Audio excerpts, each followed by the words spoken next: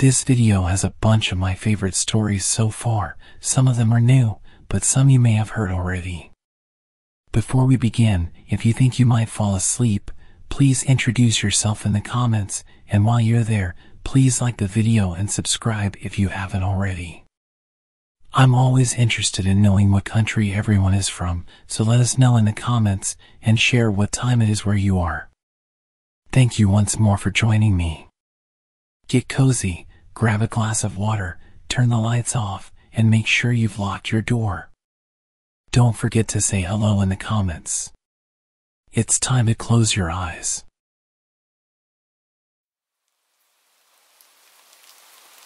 I used to work on the dark web. I won't get into how I came into this line of work. My job simply consisted of tracking down people I was paid to find, kidnapping them, and bringing them to a specific location. I never concerned myself with what would happen to those people afterwards, but from what I understood, they'd usually be put into the slave trade or held for ransom.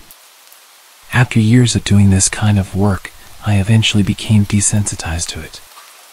To me, it was just another day at the office. The only difference was that this paid much better. I should also point out that I didn't work alone. I had a partner that helped me.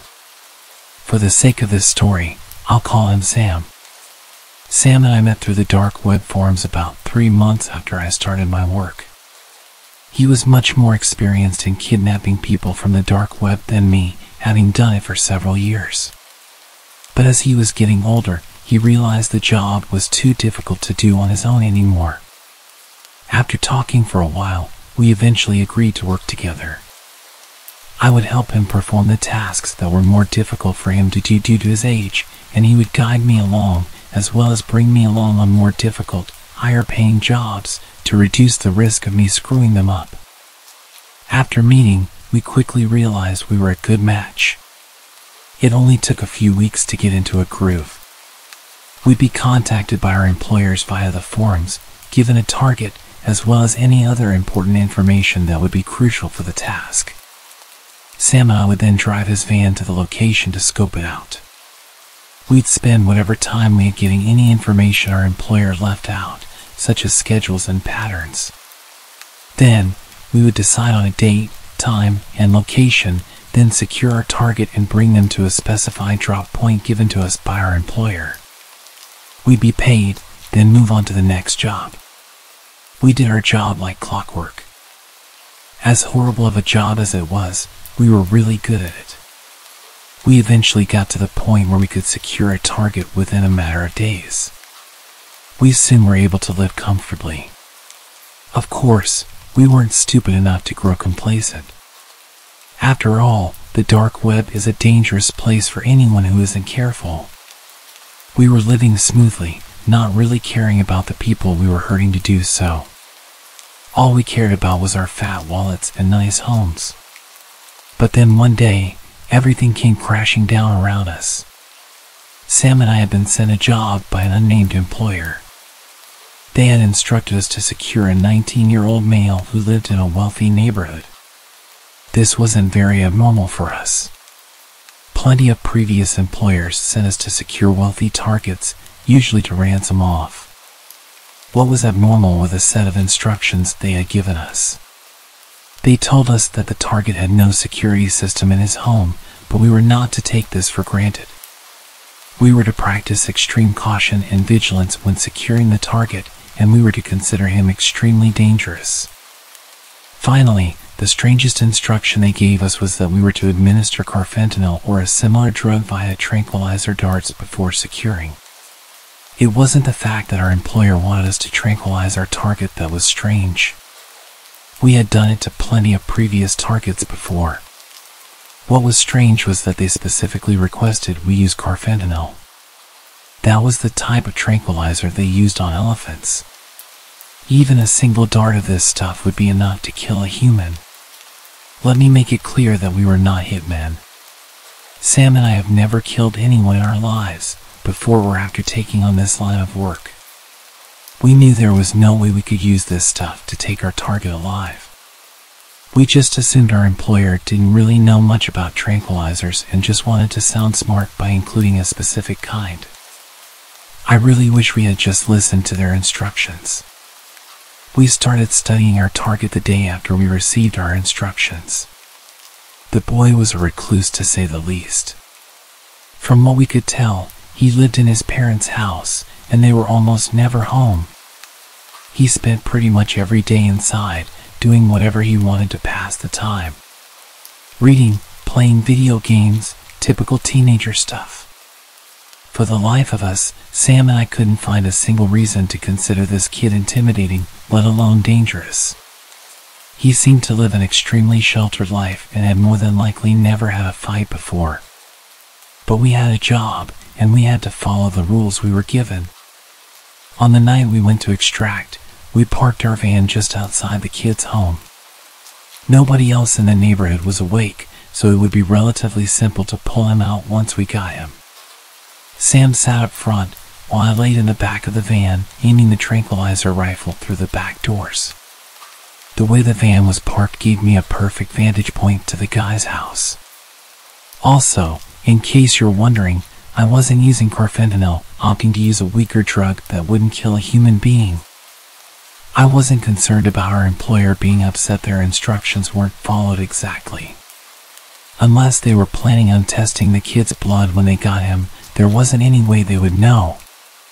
After 30 minutes of waiting, the kid appeared in the kitchen window.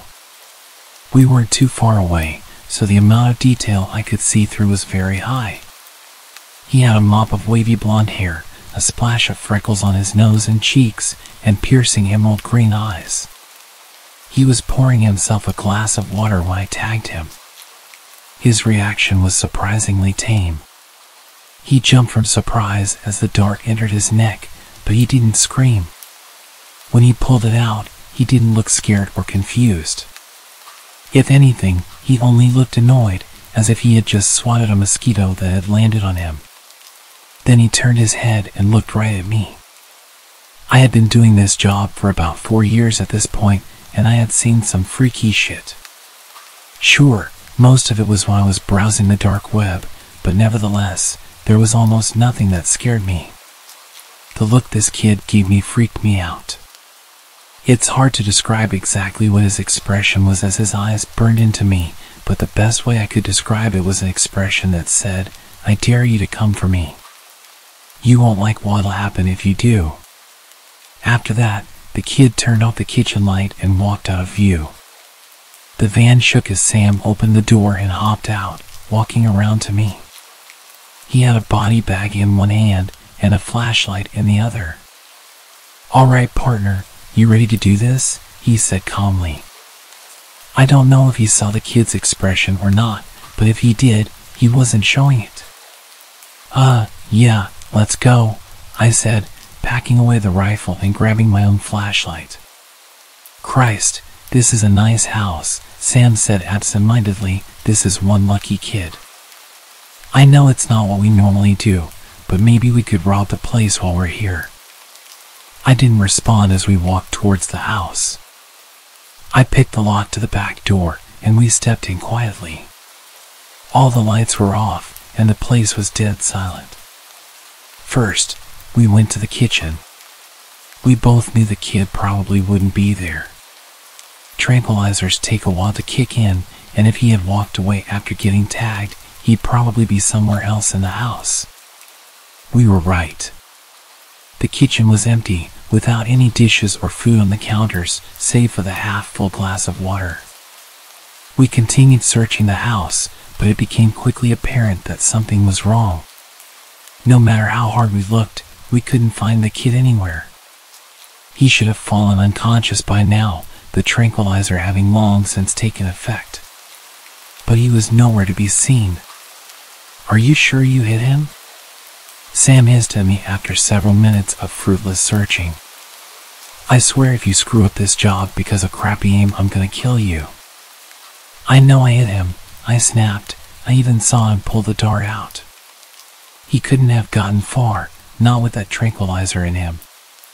Our argument was cut short by a noise coming from the other side of the house.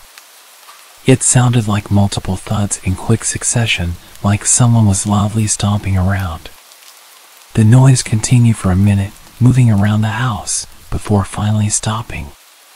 Sam and I quickly split up to investigate. We weren't sure about where the noise was coming from, and we didn't want to risk our target getting away. I walked back through the kitchen to the living room. I was about to move on to the next room when something caught my eye. On the floor was a pile of fabric.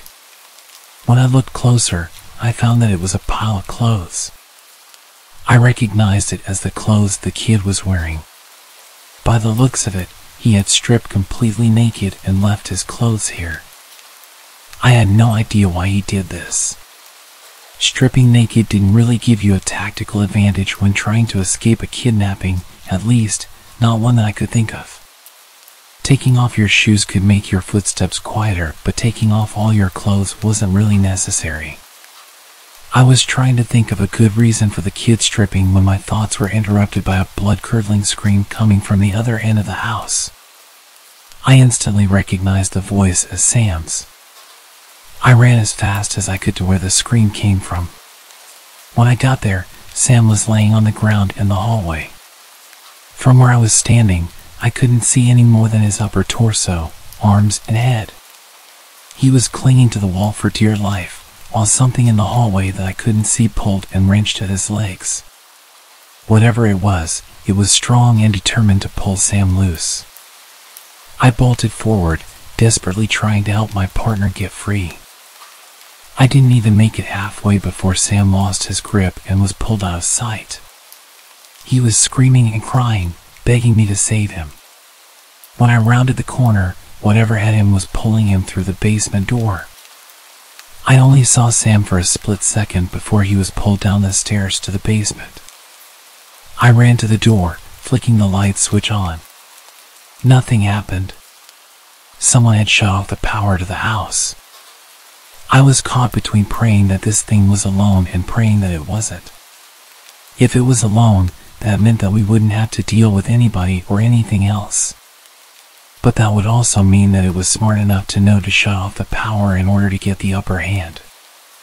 I was shaken from my thoughts by the realization that Sam had stopped screaming. I seriously considered making a break for it and leaving him behind. It was easy to assume he was dead. But even horrible people can make friends, and as much as I wanted to deny it, I had formed a bond with Sam over the years working with him. I couldn't bring myself to leave him behind. So, scolding myself for being stupid, I made my way down the stairs. When I got to the bottom, I expected the basement to be silent. Instead, I heard a distinct crunching noise coming from the other end of the room. I tried to discern what the noise was by sound alone, but the adrenaline pumping through me made it hard to focus. With trembling hands, I clicked on my flashlight and aimed it towards the noise. I spent every day wishing I had never done that. A gangly creature was hanging from an exposed bar from the ceiling of the basement. It appeared human, but only barely. Its arms were too long, with nails like claws. Its legs and feet had too many joints, which allowed it to hang upside down from the ceiling like a bat. It seemed to have skin that didn't fit its own skeleton, with some areas being stretched thin while others were bunched up. As for the crunching noise, I found out quickly where it came from. Sam was hanging from the creature's grip. He was clearly dead, with large chunks of his flesh missing. Every few moments, the creature would pull Sam's body up towards its mouth and take a large bite out of him, tearing the flesh away and chewing loudly. It didn't seem to be picky either. It ate whatever part its mouth found, including bone. Once it realized it had a flashlight trained on it, it stopped eating Sam's corpse and looked up at me. Its face was a bloody mess. The features of its face were twisted horribly. Its jaw was so wide open, I thought it was disconnected from its skull, and its eyes lacked any sense of humanity. This thing was a monster, and I knew it would kill me without hesitation if it got the chance. I was frozen by fear, staring at this thing, when recognition suddenly struck me. The monster had horrifying features, but the blonde hair, freckles, and green eyes made everything fall into place.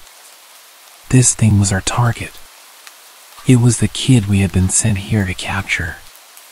His features may have been mangled and warped, but there was no denying that this monstrosity was the kid. I understood why the tranquilizer didn't work and why our employer instructed us to use the drugs they wanted. Why they would want this thing alive is beyond me. I would sleep much better at night if I knew this thing was in a deep grave. After what seemed like hours of staring at each other, the monster screeched at me. That was enough to send me sprinting up the stairs. I didn't stop running, didn't turn around to see if the thing was chasing me. I kept running until I got to the van, jumped in the driver's seat, and peeled off into the street. I went several miles over the speed limit, but I didn't care. I wouldn't feel safe until I was miles away from that beast. After skipping town, I emptied my savings accounts and liquidized everything I owned. After that, I went through an extensive process to erase any lingering trails. I changed my name, underwent plastic surgery, and whatever little presence I had on the web I thoroughly scrubbed clean. Any evidence of the man I was before was completely gone by the time I finished. As far as anyone was concerned, I never existed until 2 months ago. I had made a promise to myself never to bring up what I saw, to bury the past as deep as it would go. But I have been plagued by nightmares ever since seeing that monster, and I thought that maybe if I warned the world of its existence, my conscience might be alleviated. I can't go into detail about where this beast is located. It's better for everyone if that is kept a secret. As for whoever it was that wanted to capture the beast, I haven't heard from them since. In all honesty, I'm actually glad we didn't succeed in capturing it. I don't want to find out what their plans for the monster were when they got it. So, take this as a warning. People say that the dark web is full of monsters. I learned the hard way that sometimes that could be taken literally.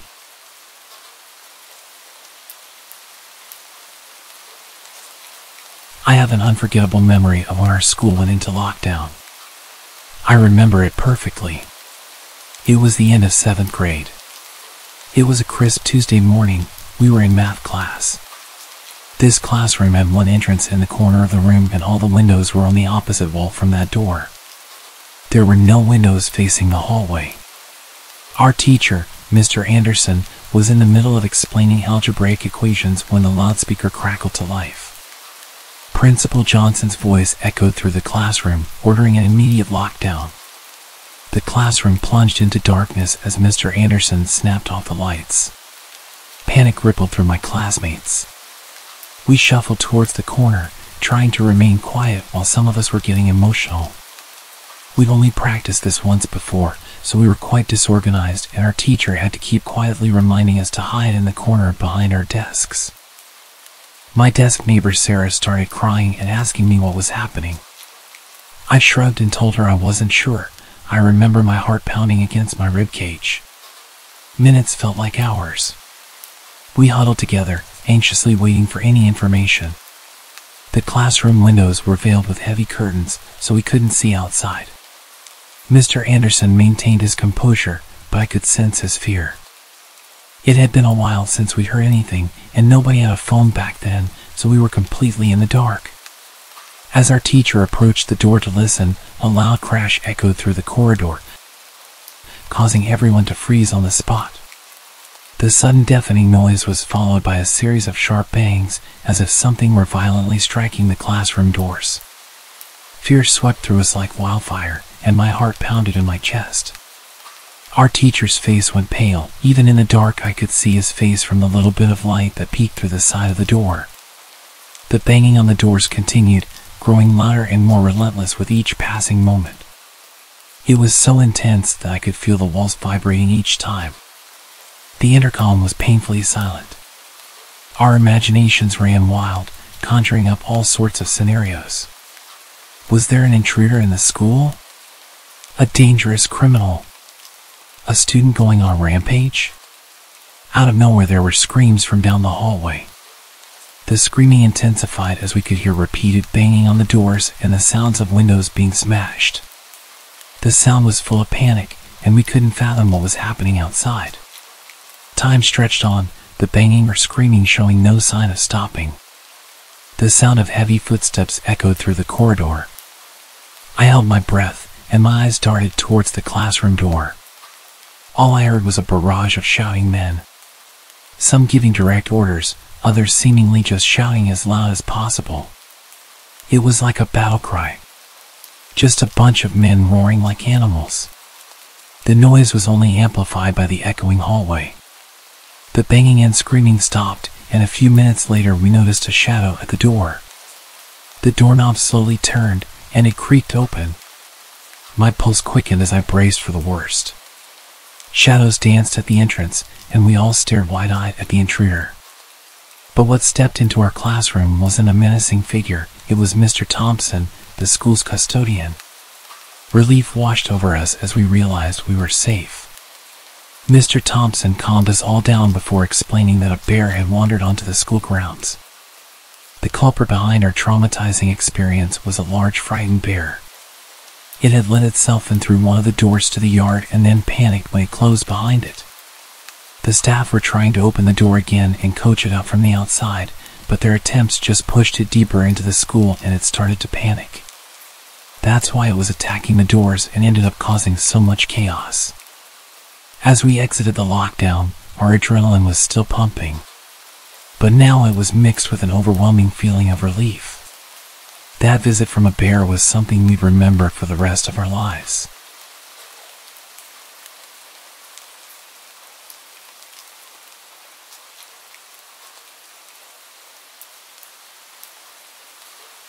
My middle school was once on lockdown, and I was actually somewhat a part of it. When our bus pulled up to the school, the doors opened and our principal and a few police got on the bus. There were police cars around the parking lot, and my principal pointed at 4 of us and told us to get off the bus and go with them. We headed to the school and then into the principal's office. We sat down in there and then he asked us, "Why do you guys think you are here today?" One of the kids in there, I wouldn't really call him my friend, just someone I talked with at school, replied, "Mr. Principal, I heard someone was bringing a gun into school today." The principal looks directly into my eyes with a seriously fear-inducing stare. He says, "Yes. And I heard this person was bringing the gun in for you." When he said, "this person," it was clear he was hinting at me. And considering I had nothing to do with this, I thought this was hilarious, but also terrifying. Damn, you could have heard a pin drop in the room with that silence. They'd already taken our bags off us for a search, and we had cops stood behind us, staring at us the whole time.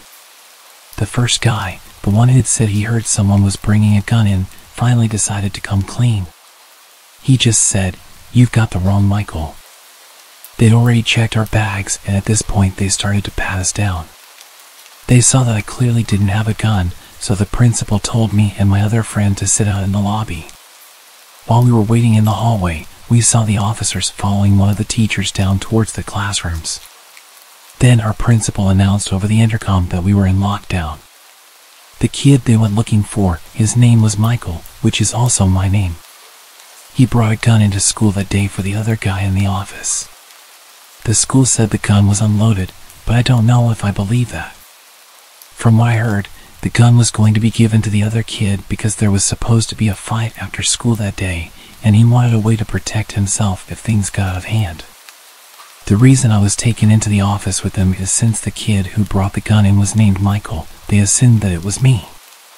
It kind of bothered me that I was searched by the police and treated like a criminal because they hadn't bothered to check which Michael might be more likely to bring a gun in. I was a super quiet teenager, never got into any trouble, and the other Michael was always in detention, would get into fights constantly, literally already had an incident with a gun in the past, and yet they heard the name Michael and assumed it would be me. I didn't even get an apology. Just said back to my class once lockdown was over.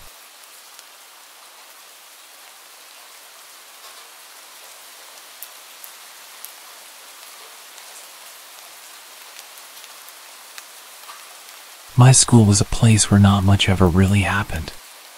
But one sunny afternoon, things got real weird. School was the same old routine, teachers doing their teaching, and us students just trying to keep our eyes open. I was in Mrs. Patterson's class when we started hearing whispers. The rumors going around were that there had been some strange sightings outside. One girl said that she was followed as she came in late. Another guy said he saw someone trying to climb the side of the school. Outside, it was a typical blue sky day, but with what we'd all been hearing, the bright summer's day managed to have an element of creepiness to it. The hallways were typically silent during class, but that day I heard at least a few times some hurried footsteps and teachers shouting out of their class, occasionally reminding the noisemakers that they should be silent. Recess came, but it felt different. No laughter, no shouting, just a strange quiet. We all stared at the trees around the schoolyard, wondering what the heck was up. Something wasn't right, but none of us wanted to come right out and say it. As the day wore on, the rumors got wilder. Some kids claimed they'd seen a guy lurking behind the trees, looking all scruffy and stumbling around. Others swore they heard mumbling coming from inside the school. Mrs. Patterson tried to reassure us, saying it was probably just our imaginations or maybe some lost hiker.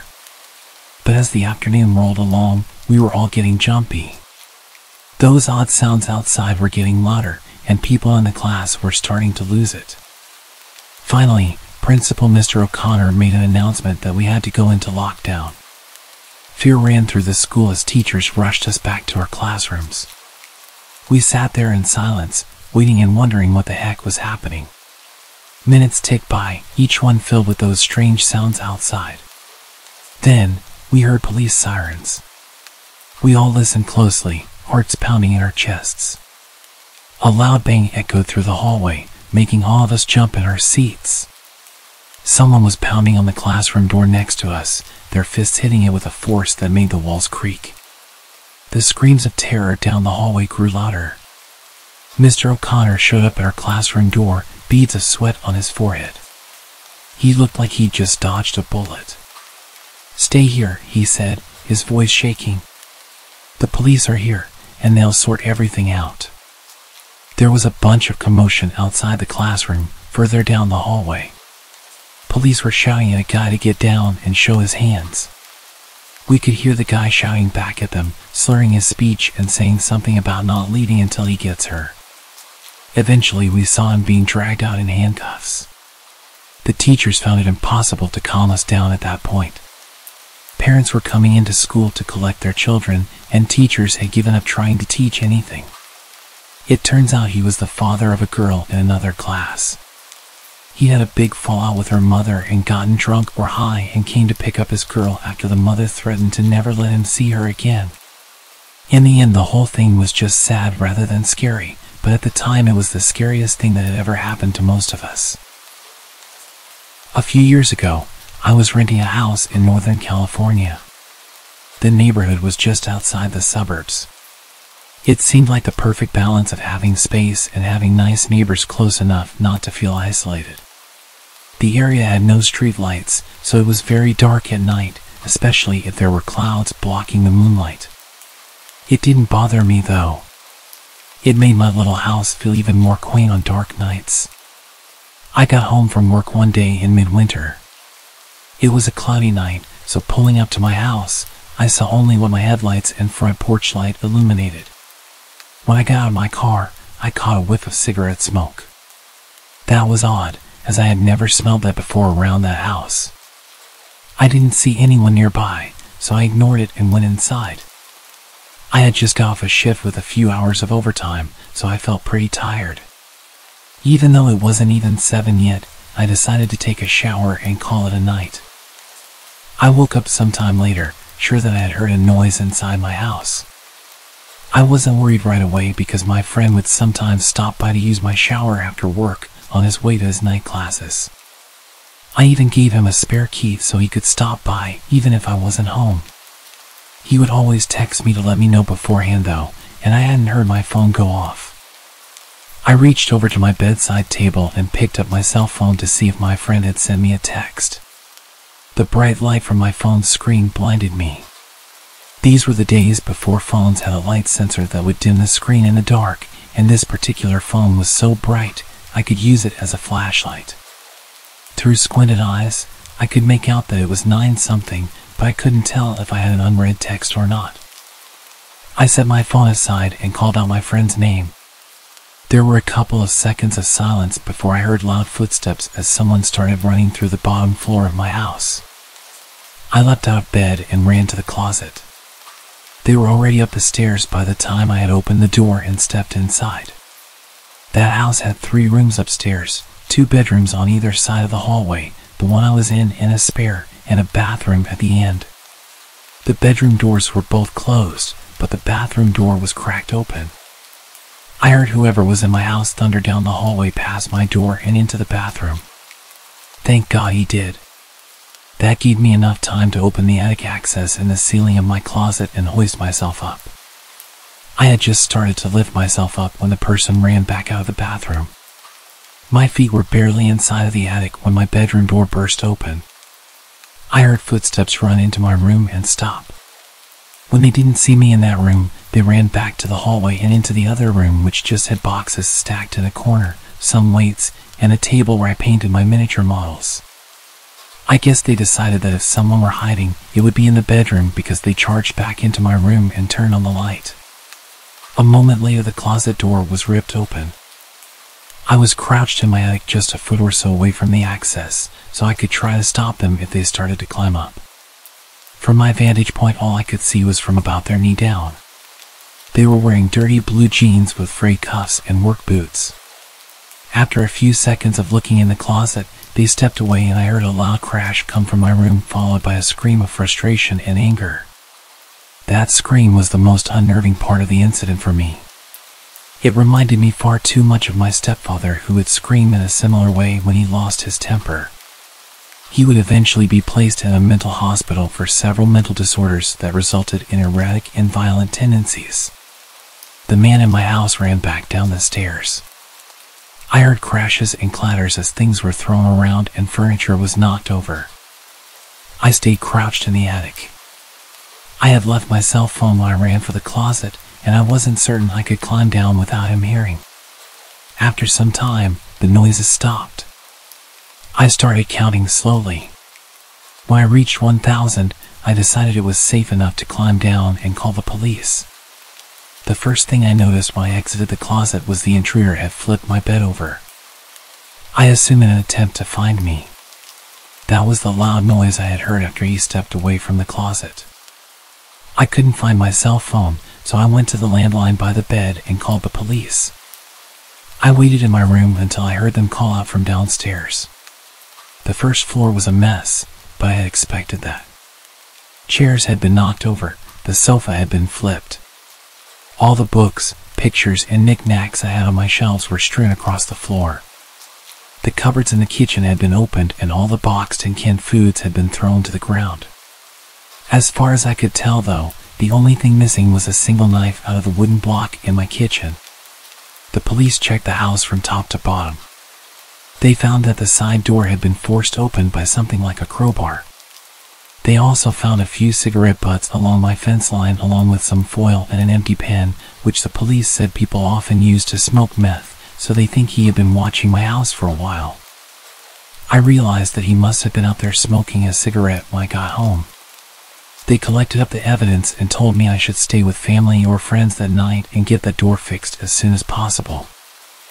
I opted to just not sleep.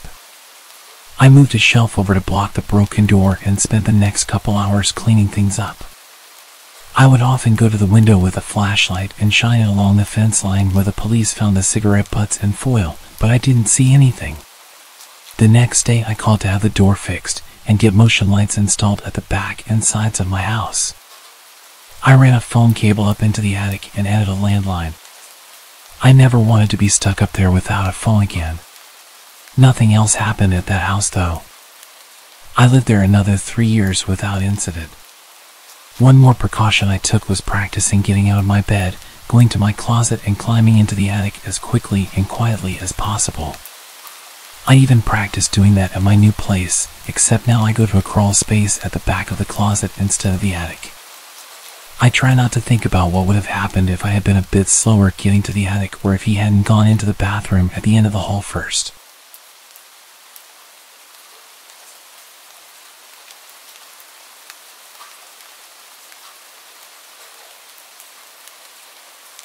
My roommate was out of the house for the week, so I had the place to myself. It was spring break, so my college classes were out. I had no plans and really nothing I needed to do. On Monday, I was basically trapped inside due to a huge storm blowing through our city. This was common around this time of year, but it still always seemed worse every time. The trees always looked like they were going to blow away, and the house would shake and creak non-stop. Knowing I wouldn't be able to sleep, I decided to just stay up. I turned on the Xbox and started up one of my video games and played for well over an hour, probably until 11 o'clock when the doorbell rang. I paused the game and got up, but then I remembered the whole storm situation. Who would be outside right now? I went over to the front door and looked through the peephole, but nothing. I opened the door. The wind and water hit me right away, but when I looked around, I didn't see anyone. I closed the door and thought maybe the wind had somehow rung the doorbell. I don't know, it sounds dumb now, but what was I supposed to think? I went back to my game, but only a couple minutes later, I heard a huge crash in the backyard, stuff tumbling over and breaking. I immediately knew it was our patio furniture and ran over to the back door. Everything was scattered around the yard, blowing around in the wind. I quickly put on my shoes and went outside, pushing each piece of furniture up against the back of the house. The wind was so heavy it would even hurt sometimes when the water would hit my face. I was rushing, going as fast as I could until I saw someone. They were standing at the edge of the backyard, watching me. I looked back at them for a moment, but then grabbed the last piece of furniture and ran inside to escape the rain. I looked at the back door as I dried off, but the person was gone. Between that and the doorbell ringing, I was a little bit nervous. I sat in the living room this time, just scrolling on my phone because I was tired of being interrupted. After a while, I struggled to keep my eyes open. I got a blanket and laid down on the couch. I didn't feel like going upstairs, and the storm was much louder up there. It took a while, but eventually, I drifted off and fell asleep. A few hours later, still well into the night, I woke up from a sudden burst of heavy wind outside, shaking the house. I pulled the blanket to the side and sat up, moving my feet to the floor as I prepared to go check if the furniture outside was still there. But just when my feet touched the floor, they were soaked. It woke me up immediately. I looked down and saw a puddle on the ground right next to the couch. Then I saw another, leading in a line across the floor. Inside the puddles were faint muddy shoe prints. I stood up and ran to the corner of the room, heart beating rapidly in my chest. After a minute of hearing nothing but the wind outside, I slowly followed the shoe prints. They led all throughout the house, upstairs and down, but I could clearly tell that they entered through the back door, which I had stupidly forgotten to lock in the rush of getting out of the rain. I locked it and pulled my phone out to call 911, but then the thought crept into my mind, what if they're still inside? I stayed quiet and moved into the corner of the house where I felt the most hidden. I waited in silence for them to arrive. When they did, they took a look around, seeing everything I saw, but nothing more. They told me it seems like a personal attack because nothing was missing, and they were clearly focused on my house in particular. However, they walked right up to me while I was sleeping and seemingly did nothing but watch me, which is super creepy but doesn't make much sense. If they wanted to do something to me, they would have done it at that moment. After some thought, this had led me to believe that whoever it was had actually come from my roommates. They saw me, then looked around the whole house, and then left, doing absolutely nothing. So if this was a personal attack and my roommate was there, I think things may have gone a lot worse than they had.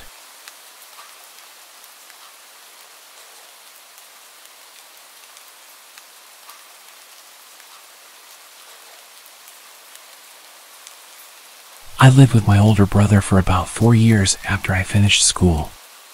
We shared rent on an apartment together since neither of us could afford anything on our own. But during the 4th year, my brother started making better money, and he planned to move out once the lease came to an end. I wasn't making a lot, so I knew I couldn't afford to pay for the apartment alone. I looked around online for a roommate for a few months, but decided to move out as well and find a cheaper place. I searched until the last month of our lease at the apartment. My brother had basically moved everything out already, and there was a lot of pressure on me to find somewhere quick. But with my extremely low budget, it was hard. Eventually, I stumbled across a listing posted by a homeowner renting out a room in their house. The man's name was Evan. I sent him a text to let him know I was interested, then kept searching. He responded within a few minutes. We scheduled a time to call later in the day, and when we did, he explained all the details. He said he lived alone in the house and was renting out his spare bedroom, but I'd be able to use all the other rooms in the house. It sounded great to me, so I agreed to it. A couple of weeks later, I packed everything in a U-Haul and drove down to the house. Between this time, we'd been texting and calling, and he sent me a bunch of pictures, but I hadn't had the chance to view it in person yet. I got there around noon, parking in the driveway. The house was definitely small, but it looked nice from the outside. Evan was standing in the garage, waving me over. He gave me a quick tour, then helped me unload all of my stuff into my room. Evan seemed like a regular man in his mid-30s, which was almost 10 years older than myself, but I didn't really mind. He didn't hold conversations very well, and was somewhat shy. Anyway, we finished moving everything inside, and I dropped the U-Haul off. I Ubered back to the house, and by then, it was almost 8 p.m., and I was really tired. Evan was on the couch, watching TV, so I told him I was going to bed early, and I went to my room. All in all, it seemed like a decent place, and I was happy with it. I unpacked some more, then set up my bed, and by 9 o'clock, I was finally ready to sleep. I walked over to my door to lock it and turn off the lights.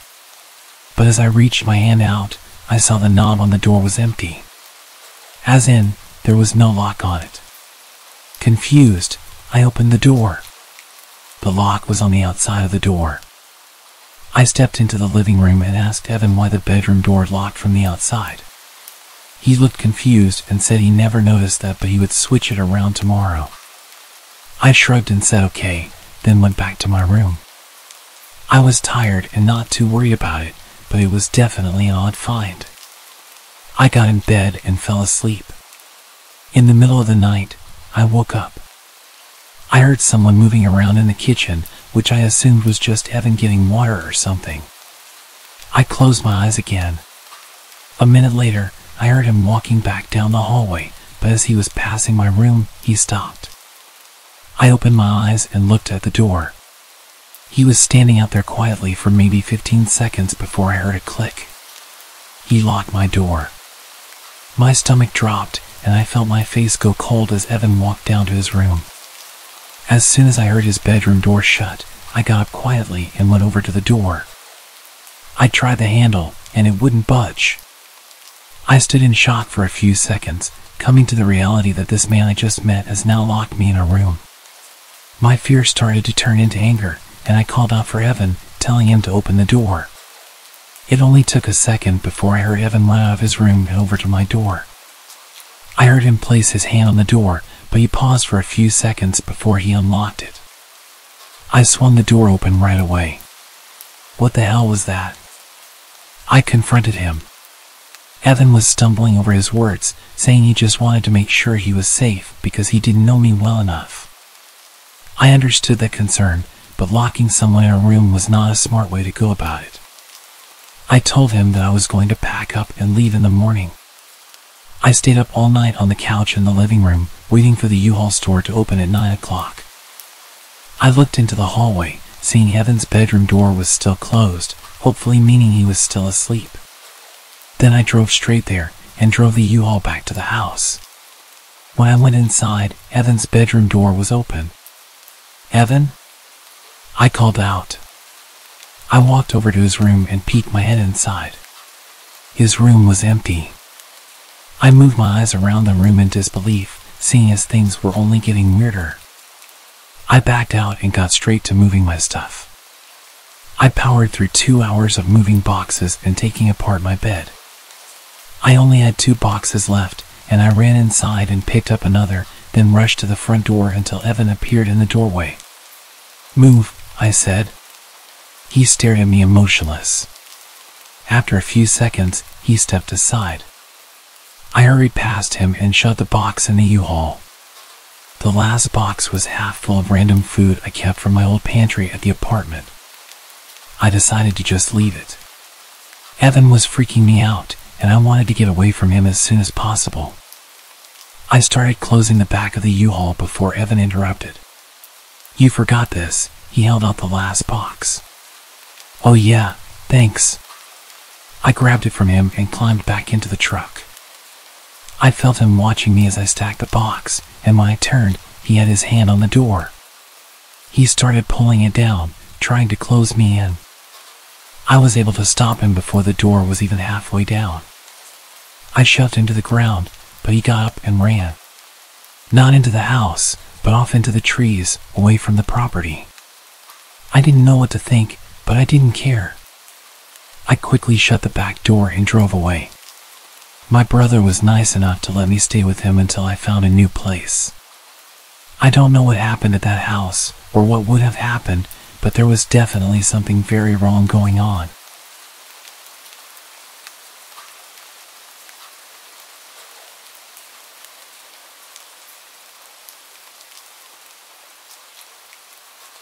This all happened roughly around 4 years ago, but the experience has haunted me almost every single day since it happened. I'll start off by saying that at the time I was pretty young. I was single and very keen to have my first experience with someone. I spent a while looking through dating apps, talking to a few people, until I finally came across a guy who seemed interesting. We had a lot of things in common, so I thought it would be a good idea to meet up with him, since we had been talking for almost a month. Now, even though I was only young, I wasn't naive or stupid. I was, and still am, a very cautious and paranoid person. But for some reason, I made what possibly could have been one of the worst decisions of my life. I invited him to come spend the night at my place. My parents were away for the weekend and I had the place to myself, so it seemed like the perfect opportunity for him to come over. He lived around 3 hours away from my place, yet he was eager and almost desperate to visit. So he set off as soon as he finished work, which was around 11 a.m. The whole time he was driving to my place, I had the sickening sense of impending doom. Almost as if something was going to go very, very wrong. I almost texted him multiple times to tell him that I wasn't interested anymore, but I hesitated as he was only 10 minutes away by this point. I jumped up as I heard his car pull up, and I expected to be greeted by a smile once I opened the door. But he pushed his way through, and continued to stare at me blankly, all whilst my 2 French bulldogs snarled and growled at him, which they never do to anyone. Things instantly seemed extremely odd. He followed me quickly to my bedroom and didn't waste any time in aggressively undressing me. I hesitantly went along with it, as this was my first experience with someone. He was almost 6 years older than me, so I was pretty tense. Fast forward to a couple of hours later, he suddenly asked me if he could sleep in my room, which confused me as it was only 5 p.m. But I told him it was fine, and I would continue to watch movies by myself downstairs. After about an hour, I heard what sounded like furniture being moved around, and the sound of him talking. So I made my way upstairs and opened my door, only to find him crouching in the middle of my room and breathing extremely heavily. When I asked if he was okay, he motioned for me to get on the bed. He sat me on his lap and proceeded to place a blindfold over my eyes, putting his hands around my neck lightly. I was already feeling extremely uncomfortable, and it worsened as he tightened his grip around my throat. He asked, "Does anyone know I'm here? Do your friends know who I am and what I look like?" I instantly answered, saying that my sister and friends knew he was here. This was a complete lie because I don't have a sister, and my friends were unaware, but something inside of me forced me to say it. After minutes of awkward silence, he stood up to gather his things. I noticed that in his backpack, He had tape, rope, and handcuffs. At first, it didn't concern me as I knew he was into that stuff, but looking back, I think it was intended for something much worse. All of a sudden he said, "I think I'm going to head home. I have a long drive, and I'm rather tired." I didn't hesitate to let him out of my door because I was already extremely uncomfortable. As he left, he failed to even look at me or say goodbye. He raced off down the street as soon as he got into his car. I ran back to my room to see if he had left anything, because he'd left in a hurry. I found a note on my desk with the words, "Being nice is what saved you." At the time, I had no idea what the note meant. Now that I think about it, I seriously think that he had very ill intentions toward me. I'm still angry at myself for letting a stranger into my home, which was obviously a big mistake. I immediately blocked him on all of my social media. I am just so lucky that I made it out alive. All I know is that he is now somewhere back in America. I don't really know why he was living in the UK at the time that I met him, but all I can say now is that I am glad that he is many miles away from me.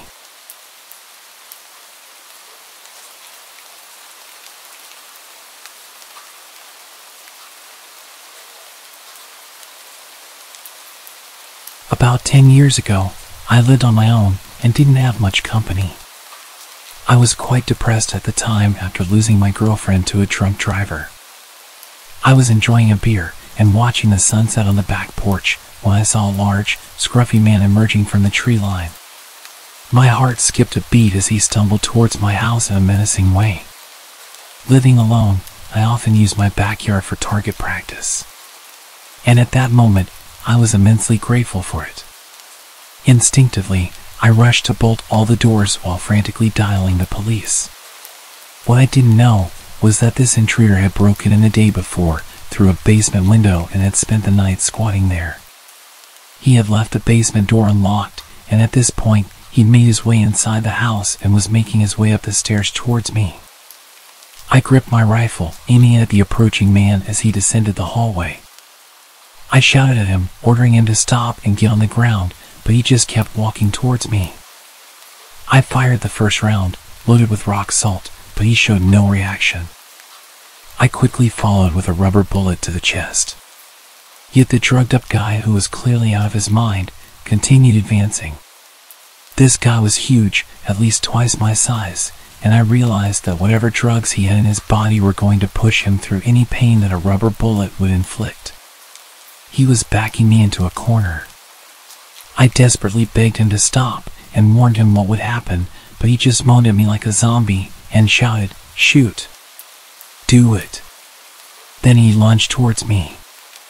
I took my third shot. I can't recall whether it was buckshot or a slug, but it left a gaping hole in his chest. It barely even slowed him down. He kept coming, and in a frenzied struggle, he wrestled me to the ground. He was moaning and coughing up blood. Suddenly, he grabbed my face with both of his massive hands and started squeezing my head. It was utterly terrifying. I could feel him trying to burst my skull open like a balloon. I don't know how long it actually lasted, but it felt like forever. Eventually, the injury finally caught up with him, and he died on top of me. I was laying with him crushing me for a few minutes. My energy was completely drained, and I could barely breathe with his weight on top of me. His body was pushing my rifle into my chest, and it was causing me serious pain when I tilted his body to the side. I was completely drenched in his blood, and I can still remember the overwhelming smell.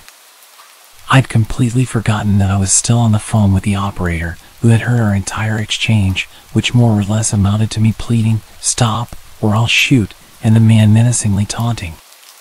The police arrived soon after, and the incident made it to the local papers. There was a criminal investigation, but eventually, I was cleared of any wrongdoing. It turned out that the intruder was wanted for murder of an elderly couple in Baltimore and had somehow made his way 50 miles up the road into a rural area.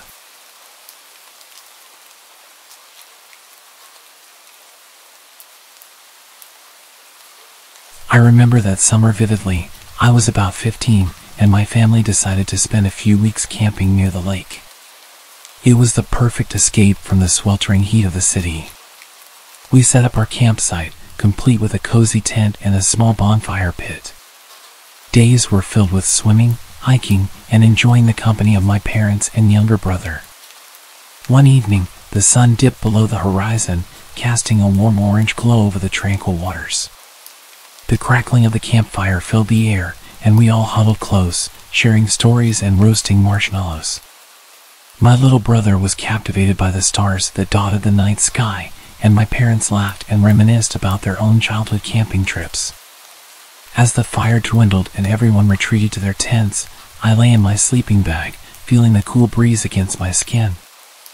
I could hear the distant hum of insects and the soft lapping of water against the shore. It was peaceful, serene, until a rustling noise interrupted the quiet. I lay still, my heart quickening as I strained my ears to listen. The rustling grew louder, closer. A chill ran down my spine as I realized that the sound was coming from just outside my tent. It was too rhythmic to be the wind, it sounded deliberate. Fear clenched my chest, and I held my breath, hoping that whatever was out there would just move along. But then, I heard it, a low, guttural growl. My pulse raced, and I felt a surge of adrenaline. I knew I needed to see what was causing the noise, even though every fiber of my being was screaming for me to stay hidden. With shaky hands, I unzipped the tent just enough to peer out. Moonlight filtered through the trees, casting eerie shadows that danced on the ground. And there, just a few feet away, I saw it. It was a large, hulking figure, partially obscured by the darkness. My breath caught in my throat as my eyes locked onto it, two glowing orbs that seemed to pierce through the night. The growl grew louder, more menacing, and the figure took a step closer.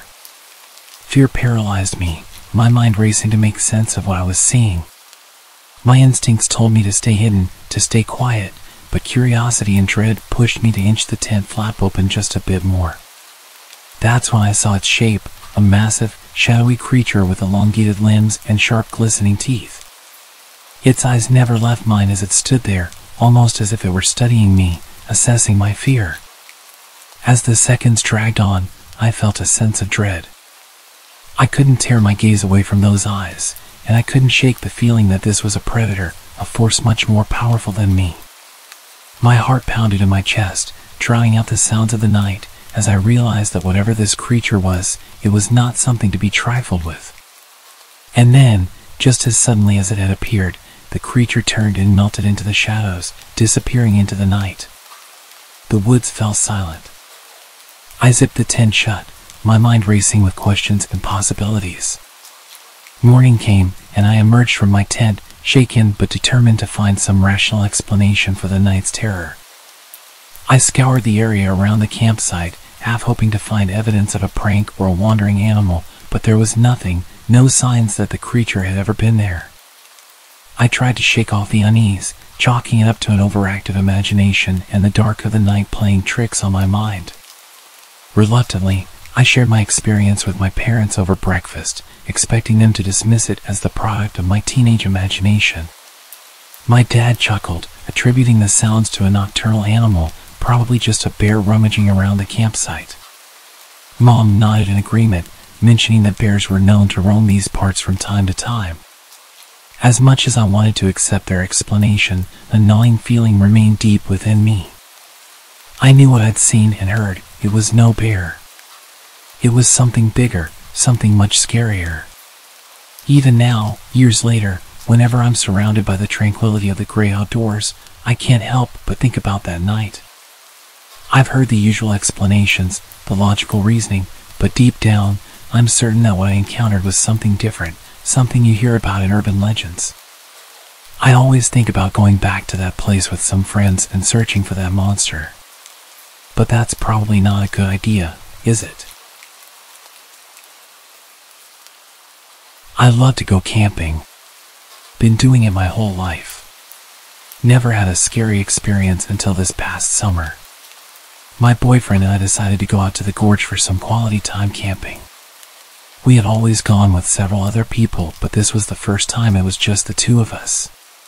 When we got out of the car to prepare our gear for the hike back to the camping spot, 2 sketchy-looking dudes came out of the trailhead, looked us up and down, and got into their old-school VW camper van. I had a weird feeling but shrugged it off and proceeded back to our camping spot. I had previously camped in the same area a handful of times and knew it pretty well. Once we got back there, I knew of a handful of different camping spots and proceeded to check them all out for the one that would be ideal. I noticed what looked like someone camping further up the hill, so I picked a spot a little further down where we'd be mostly out of sight. Not out of earshot though, as I heard yelling over on the trail. It was starting to get dark by the time we got everything set up, so I figured I'd start looking for firewood. Suddenly this guy appears out of nowhere and asks us if we'd like any help and offered to sell us a bundle of firewood for $10. I laughed because we were in the woods, thus surrounded by wood which I could pick up off the ground for free. He then said I wouldn't find much wood because they'd already cleared it out over the past few weeks. Few weeks? I asked him how long he'd been camping up there, and he said almost a month. The longest anyone can camp in this area, a national forest, is 2 weeks. I already had the creeps about him, and he claimed he was up there by himself. I asked him why I heard him yelling with someone then, and why he had referred to more people when talking about the wood. He stammered and was like, "Oh well, yeah, there's some dudes I know camping over there up on the other side of the river." Then he proceeds to tell us that he's been lonely since he arrived. He was from Pennsylvania, took a bus to Lexington, Kentucky, and had been living in the woods back behind where I currently work. I knew exactly where he was talking about because I see homeless, immigrants, and drug addicts coming in and out of those woods every day. So basically he was a homeless man who somehow got a ride out to the gorge and decided he would just live there instead. He had been living on snakes, bugs, and selling firewood for food and beer. But he said we were the first people he'd seen in a few weeks. His stories were all over the place, and I knew he was lying about a lot of what he told us. He wasn't alone even though he claimed to be. He even took us to his camp where there was tons of stuff for several guys, not just one. He said he liked camping up top where he could see everything and everyone. By now it was dark and he helped us get a fire going. I was trying to politely get him on his way back up the hill so I could have a minute to process all of this. When he left, I started whispering to my boyfriend that there was no way in hell I could sleep with that lying sketchy homeless creep right up the hill. We didn't have a gun, knife, or even a dog to protect ourselves if we needed to. I said let's quietly get our shit together and get the hell out of here. Which we did, only we left our new tarps set up because they would make too much noise and he'd know we were leaving. As soon as I stood up with my pack, ready to get the hell out of Dodge, he yells, "How's it going?" and we proceeded to GTFO as quickly and quietly as possible. In my mind we were either getting robbed, kidnapped, killed, or something else, because he was not alone. His stories didn't add up, and his background of where he came from made me believe he was running from something and was trying to hide by living off the grid. I called the Rangers the next morning and told them about him. Luckily, all he got from us was a set of new tarps. Weeks later, we saw on the news that multiple people had gone missing in the area and that there was a manhunt for the guy who wouldn't leave us alone. I always think about how we really dodged a bullet when I insisted that we left. We found a new camping spot the next year.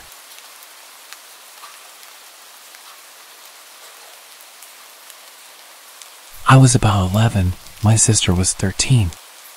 We slept in the living room of a little caravan we used to stay in over summer. There wasn't a lot to do, the campsite didn't have any amenities. I'd pass the time playing with my sister, taking walks or playing the Nintendo. This was '98, so Castlevania and Donkey Kong Country weren't nostalgic yet, they were just lame. I couldn't wait to get home and back to the PC so I could get my Theme Hospital on. But mostly I'd read. I had a collection of books about ghosts, UFOs, cryptids, and such. I'd pick them up at library sales or in charity shops. My favorites were the unexplained true stories, like the Dover Demon or the Gulf Breeze incident. There was a quarry on the other side of the site. Sometimes at night I'd pretend the two red lights were the eyes of the Mothman who'd swoop down to terrorize my family. What I'm getting at here is I was a kid, and I had an active imagination, but I never believed anything spooky would actually happen to me. If something out of the ordinary happens, it's just your mind playing tricks on you, right? I woke up one morning around 6:20. It was gray outside, the sun had just come up, but fog and cloudy skies ensured it wasn't too bright. I felt uneasy, because I'd usually sleep till 9 at least. It was silent. My sister wasn't even snoring as she normally did. And then I heard it. It sounded like a horse galloping. It was just outside the window. It was unsettling, to say the least. Had a horse escaped from a nearby field? Surely not. I'd never seen any horses around here, and what's more, it didn't sound heavy enough. Whatever it was making circles around the caravan. I'd hear it fade a little as it looped around the other end where my parents slept, and then get louder, almost next to my head. It had the irregular rhythm of a gallop, but I never heard 4 legs. It was almost like a person was skipping very, very quickly, but no person could be heavy enough to make the kind of noise on soft ground. It was fading off into the distance. Whatever it was seemed to have ran off. I breathed a little easier. What a crazy situation. Maybe I hadn't fully woken up yet and was having a dream hangover. And then it came back. It was getting louder and more insistent. I decided to take my chances. "Rosie? Are you awake?" "Yeah," she said, voice quivering. "You can hear that, right?" "Yeah." "What is it?" "I don't know," I answered truthfully. "I'm afraid to look outside though." "Why?" "I'm afraid it might be the devil." She moaned in fear. There was a thump from the other end of the caravan, like whatever was outside had grazed it. I pulled my blanket tighter around me. After about a minute, it faded again. I told myself if it came back, I'd look outside, and the devil be damned. It didn't come back. My parents woke up around 8, made us breakfast, and the fog cleared. We asked them if they'd heard anything strange earlier. They hadn't. There were no scrapes on the caravan that would suggest something heavy bumping against it. Apart from my sister, there was no evidence that anything had ever happened. Except for one rough footprint outside the front door in the shape of a hoof. To this day, I regret not looking outside to see what it was. But when I wake up in the middle of the night and everything seems so strange, I understand why I didn't.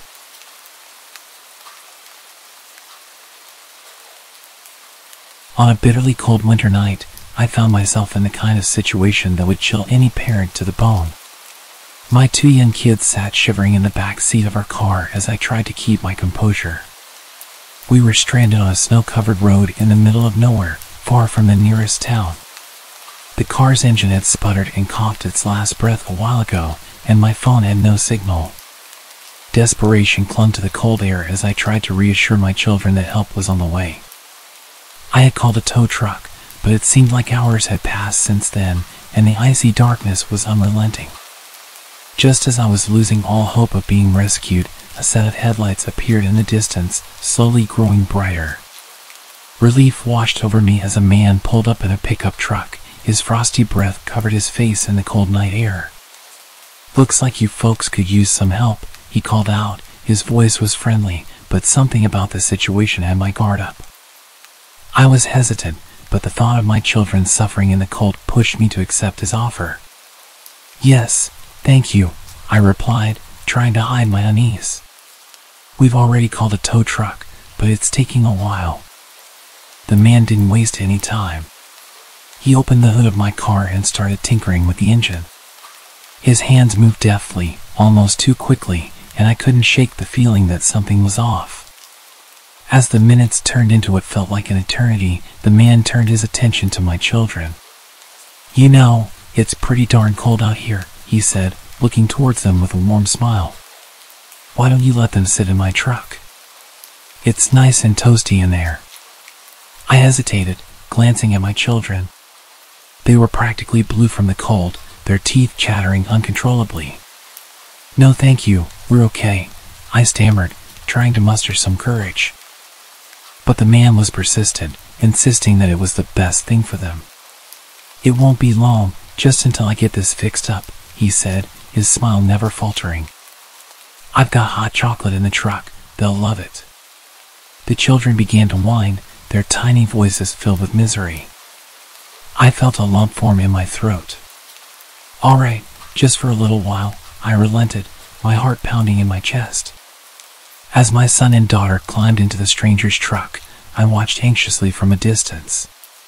Minutes turned into what felt like hours as the man continued to work on my car. I couldn't shake the feeling that something was terribly wrong, and my mind raced with dark scenarios. The kids wrapped in the stranger's blankets seemed oblivious to the unsettling atmosphere that had settled around us. They giggled and chatted about how cozy and warm the truck was. My daughter even mentioned how nice it would be to spend the night in a comfy bed instead of the cold car. The stranger, who had been fiddling with my car engine, suddenly looked up and said, "You know, the nearest town is only about a half-hour's drive from here. I'd be more than happy to take your kids there, get them a warm meal and a place to sleep for the night. It's not safe for them to stay out here." My heart raced as my children's faces lit up with excitement. They began pleading with me to let them go, their voices filled with innocence and trust. "Mom, please, it'll be fun," my son exclaimed. Despite the freezing cold that still gripped me, a chill of a different kind ran down my spine. I absolutely hated everything about this situation. I needed to protect my children, but letting them drive away with a stranger obviously wasn't an option. But neither was freezing to death. They weren't helping the situation at all. I hated how naive they were, and I hated how they would ignore my attempts to give them a serious stare when I was trying to communicate to them that we were in a bad situation. The stranger's insistence, coupled with my children's growing enthusiasm, created an agonizing dilemma. I mustered all the politeness I could, and replied, "Thank you so much for your offer, but the tow truck should be here soon, and we'll be on our way. We wouldn't want to trouble you any further." The man's expression changed. His eyes narrowed as he glanced at me with a hint of frustration. "Ma'am, I'm just trying to help. It's not safe for your kids out here in the cold. I promise, I'm a good guy." The standoff continued, my heart pounding in my chest as the tension thickened. The stranger's insistence clashed with my maternal instincts, and I felt a growing urgency to protect my children from whatever threat might be lurking behind his seemingly kind offer. As the minutes passed, the kids continued to shiver despite the warmth of the stranger's truck. I couldn't ignore their discomfort any longer. Trying to sound as composed as possible, I said to them, "It's time to get back into our car. The tow truck should be here soon." The children reluctantly agreed, and we climbed out of the stranger's truck, thanking him for his help. As we made our way back to our car, the man's eyes followed us. He seemed disappointed but didn't insist any further. I hurriedly bundled the kids back into the car, and we locked the doors. Just as we settled in, the distant sound of a tow truck's engine reached our ears. The tow truck arrived, its lights cutting through the darkness like a beacon of hope. The driver, a burly man with a kind face, jumped out and got to work on my car. As he worked, he glanced at me and the stranger. "You're lucky I got here as fast as I did," he said, his tone was serious. "You know, this road isn't safe at night. It's best to stay in your car." The stranger's demeanor changed instantly. His friendly smile vanished, replaced by a look of cold determination. Without a word, he climbed into his truck and sped away into the snowy night, leaving me with a chilling sense of dread. With my kids safely beside me and our car on the road to recovery, the sense of dread that had hung over me earlier began to fade. The late-night drive home, though still chilly, felt considerably less ominous than the creepy encounter we had just experienced. And as we finally drove away from that desolate stretch of road, I couldn't help but wonder what might have happened if we had accepted the stranger's offer to take the kids away in his truck. The thought made me feel sick, and I knew we had narrowly escaped a potentially perilous situation. The worst part about all of it was my children's lack of situational awareness. They were so eager to be taken away by a stranger. I made a very conscious effort to teach them more about dangerous situations, and that when mommy looks at them with a big serious expression and tells them something, that they need to listen and do as they're told.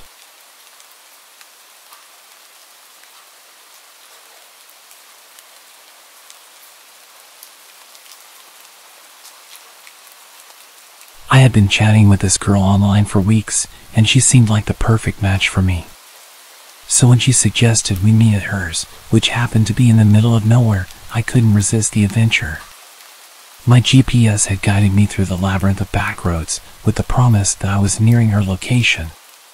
But as I rounded yet another bend, I found myself in the middle of a seemingly abandoned junkyard. Rusty old cars and worn-down buildings loomed in the darkness. The place was only lit by my car and the moonlight. Confusion turned to fear as I realized this was the wrong place. Panic set in when the harsh glare of headlights suddenly appeared behind me. A group of burly men, their faces obscured by the shadows, blocked my way and surrounded my truck. One of them, clearly the leader, approached my window. His eyes were filled with suspicion. "What the hell are you doing here, boy? This is private property." My words tumbled out in a rush as I explained my predicament, that I was supposed to meet someone nearby, but my GPS had led me astray. They exchanged glances, their suspicion turning into a sinister grin. Sure, the leader said, "but you see, we've been having some trouble with trespassers lately. Can't be too careful, you know?" His companions chuckled ominously. Without another word, I threw my car into reverse and backed out of there as fast as I could. My heart was pounding. I turned the car around quicker than I thought was possible, and I fumbled with the GPS, trying to tell it to return home. The men continued to shout at me as I sped away, but my troubles were far from over. My GPS, unable to keep up with my rapid escape, soon led me onto an even narrower road. Darkness surrounded me as I ventured further into the woods. My anxiety was making my legs shake aggressively, and my hands could barely follow simple instructions. With no cell service and no signs of civilization, I was well and truly lost. Suddenly, as if mocking my desperation, a deer bounded out from the shadows and onto the road. Panic surged through me as I slammed on the brakes, screeching almost to a complete stop. The deer barely reacted and just continued to slowly prance down the road. Suddenly, I noticed the rednecks from the junkyard had caught up, their truck now dangerously close behind me. They were leaning on the horn, yelling obscenities, and I really started to feel like I wasn't getting out of this alive. Desperation pushed me to follow the deer. I drove at a crawl, praying the animal would move aside. But it just dominated the road in front of me for a painful amount of time. It continued to run ahead of me. The longer it was there, the more it started to look like some type of demon. It looked like something you'd see in Norse mythology. Its horns looked like human arms reaching into the sky. My heart raced as I watched the creature's every move. The rednecks were relentless, inching closer, their voices growing louder, getting even angrier. The suspense was unbearable. I was trapped behind the deer, with nowhere to go, and a group of hostile men closing in behind me. The narrow road seemed to stretch on forever, and with every passing second I couldn't help imagine all of the different ways that I was going to be killed. The men in the truck behind me were starting to push into the back of my car, and I could hear the revving of their engine, eager to push me off the road. I really started to panic and started honking at the deer. I even contemplated abandoning my car and fleeing into the darkness, but I knew that would be futile. They would catch me within moments. As we continued our awful drive on that terrible road, the deer suddenly leaped to the side, disappearing into the dense underbrush. I seized the opportunity and accelerated. When I looked back in my mirror, I saw the deer jump out again right in front of their truck. They slammed on the brakes and were frantically shouting at it to get out of the way. I'm sure they had no issue with killing a deer, but ramming it with their truck at that slow speed would likely just make it angry, and it wouldn't be worth the damage. I didn't hesitate for a second as I went full speed down the rest of the road, hitting every bump with no regard for the condition of my car. I drove for what felt like hours, my heart still pounding, until I finally stumbled upon a small town. There, I found my bearings and eventually made it to the nearest motel. It was only when I locked the door behind me that I felt safe enough to breathe. As I lay in bed, trying to process what had happened, I couldn't help wondering about that deer. Was it merely a coincidence, a strange twist of fate? Or did it know what it was doing, sensing my fear, deciding to lead me away from danger and preventing them from chasing me? I'd almost completely forgotten about my date, and when I checked the app to tell her what had happened, she'd unmatched. I have mixed thoughts about the whole thing. Was she a catfish the whole time, luring me into danger? Did she think that I had ghosted her, so she unmatched out of embarrassment? I kind of believed that she set me up, either as a prank or as part of the junkyard group. What their plan was, I'm not sure. But I've given up with dating apps.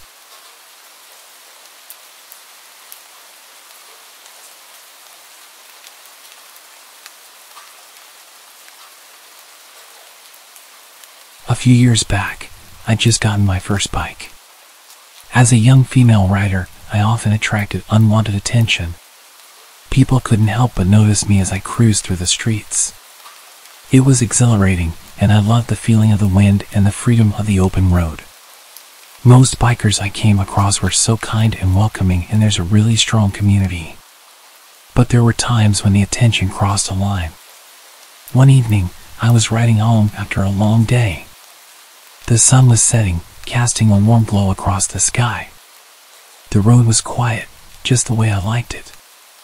My bike growled beneath me, and for a moment, everything felt perfect. But then, as I pulled into a gas station to top up my tank, I noticed him, a young guy on another bike, maybe in his 20s. He parked beside me, and our eyes met. I offered a polite nod, thinking he'd move on. Instead, he removed his helmet and started chatting. He had a friendly smile and an easygoing demeanor, and although his confidence was admirable, something about his persistence set me on edge. We talked for a few minutes about our bikes and the thrill of riding. He seemed genuinely interested in getting to know me, but I couldn't shake the feeling that he was being a bit too forward. I nodded and kept my responses short, hoping he'd eventually get bored and ride off into the sunset. However, that wasn't his plan. After filling up our tanks, he hopped back on his bike and revved his engine, indicating that he was going to follow me. Anxiety began to creep in as I realized this stranger wanted to ride with me. This wasn't completely unheard of. I'd gone side by side a few times with some other bikers until we both go our own ways. But I was heading home, and I didn't want to be followed. As the miles rolled by, he continued to ride beside me, occasionally trying to impress me with a wheelie or a burst of speed. It wasn't overtly creepy, just persistent. I decided it was time to lose him. I knew my bike and its capabilities well, so I hit the throttle, speeding away from him. The wind rushed past me as I pushed my bike to its limits. He caught up again, and I realized that I wasn't going to lose him. I decided to pull over, and he pulled up next to me. He was so proud of himself. He took off his helmet and had a massive grin on his face, as if we'd been playing a fun game. I told him I was heading home now and that I'd see him around. He continued smiling at me and told me he'd make sure I get back safe. I really wasn't in the mood. I kind of snapped and told him directly that I was good and didn't need an escort. Just as I started to leave, I gave him a wave. One last attempt to make it clear that I was saying goodbye, leave me alone. He'd rested his helmet down, so it took him some time to get ready. I managed to get some serious distance this time. Glancing back, I saw him in the distance, desperately trying to catch up. The adrenaline was pumping through my veins as I weaved through the winding roads. But the persistent rider wasn't giving up. He was closing in fast. I could hear the roar of his engine growing louder, and I knew I had to make a decision. Ahead, the road took a sharp turn. I had to slow down to navigate it safely. That's when he saw his chance to overtake me. He revved his engine, racing forwards. But he misjudged the turn, and before I knew it, he slammed into the wall with a deafening crash. My heart pounded in my chest as I watched in shock. He flew over the barrier, disappearing into the darkness. Without hesitation, I screeched to a halt and rushed to the edge. I pulled out my flashlight and shined it into the water, desperately trying to spot him. It was almost pitch black and I'd barely even seen how far he went. All I know is that I saw him fly straight ahead. He clearly landed in a river, but it was really wide and visibility was minimal. I shouted for him whilst pulling out my phone to call for help. The river was moving fast. He could have easily been miles downstream by the time help arrived.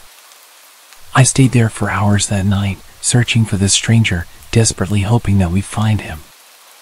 I had this awful feeling of guilt. One moment I was racing away from him, the next, I wanted nothing more than to see him alive and well.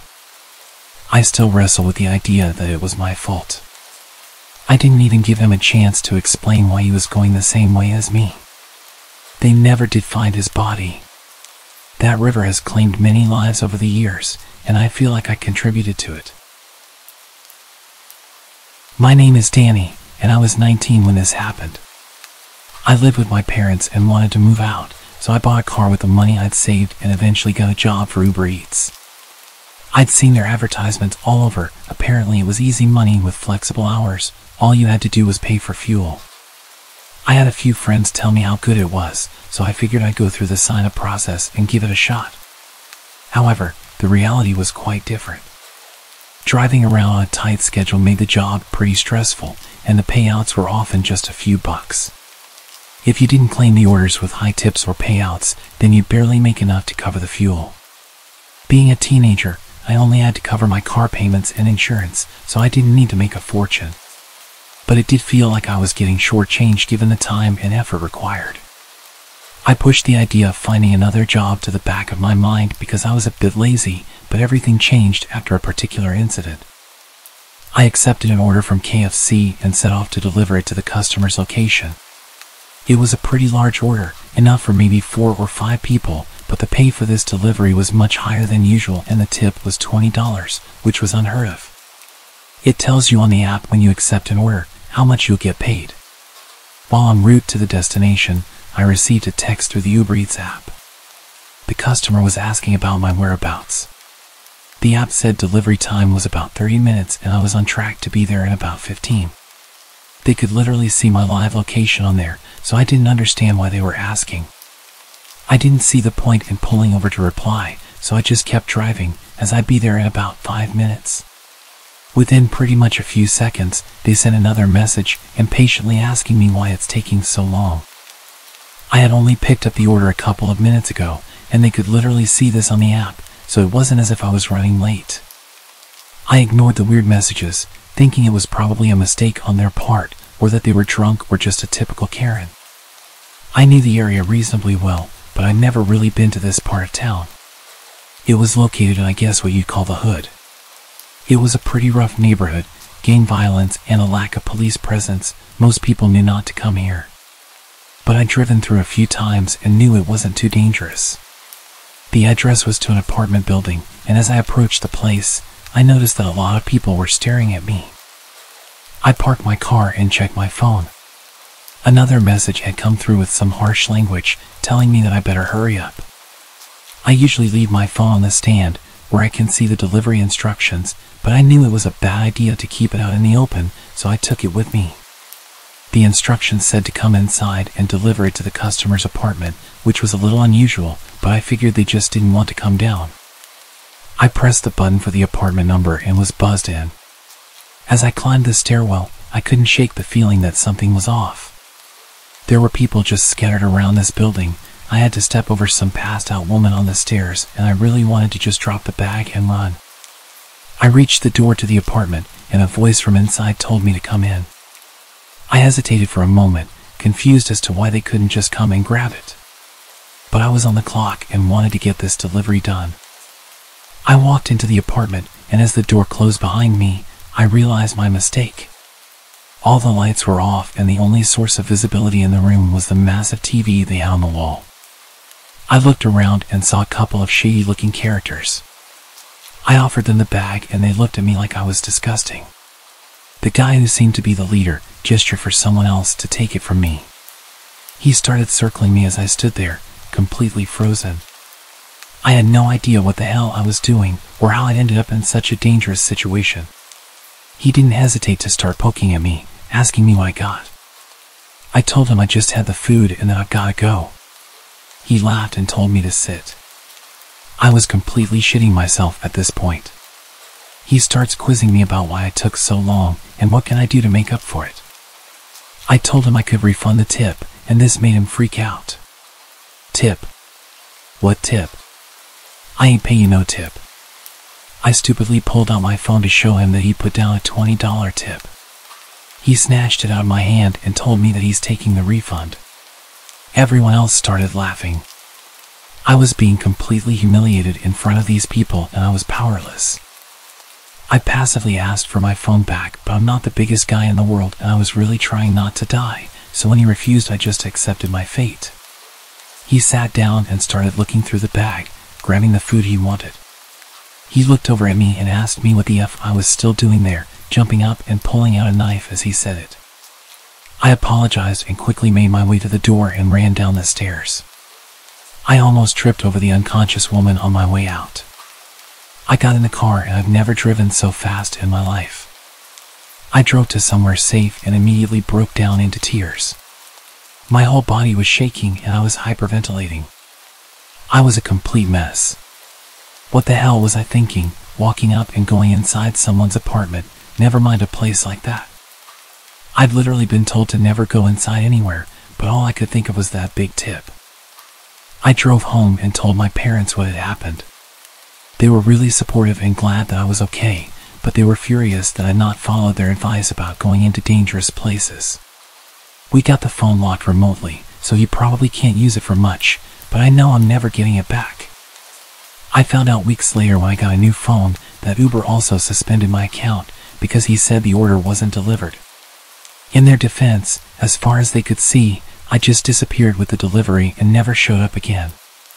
So he got a full refund and free food and my phone.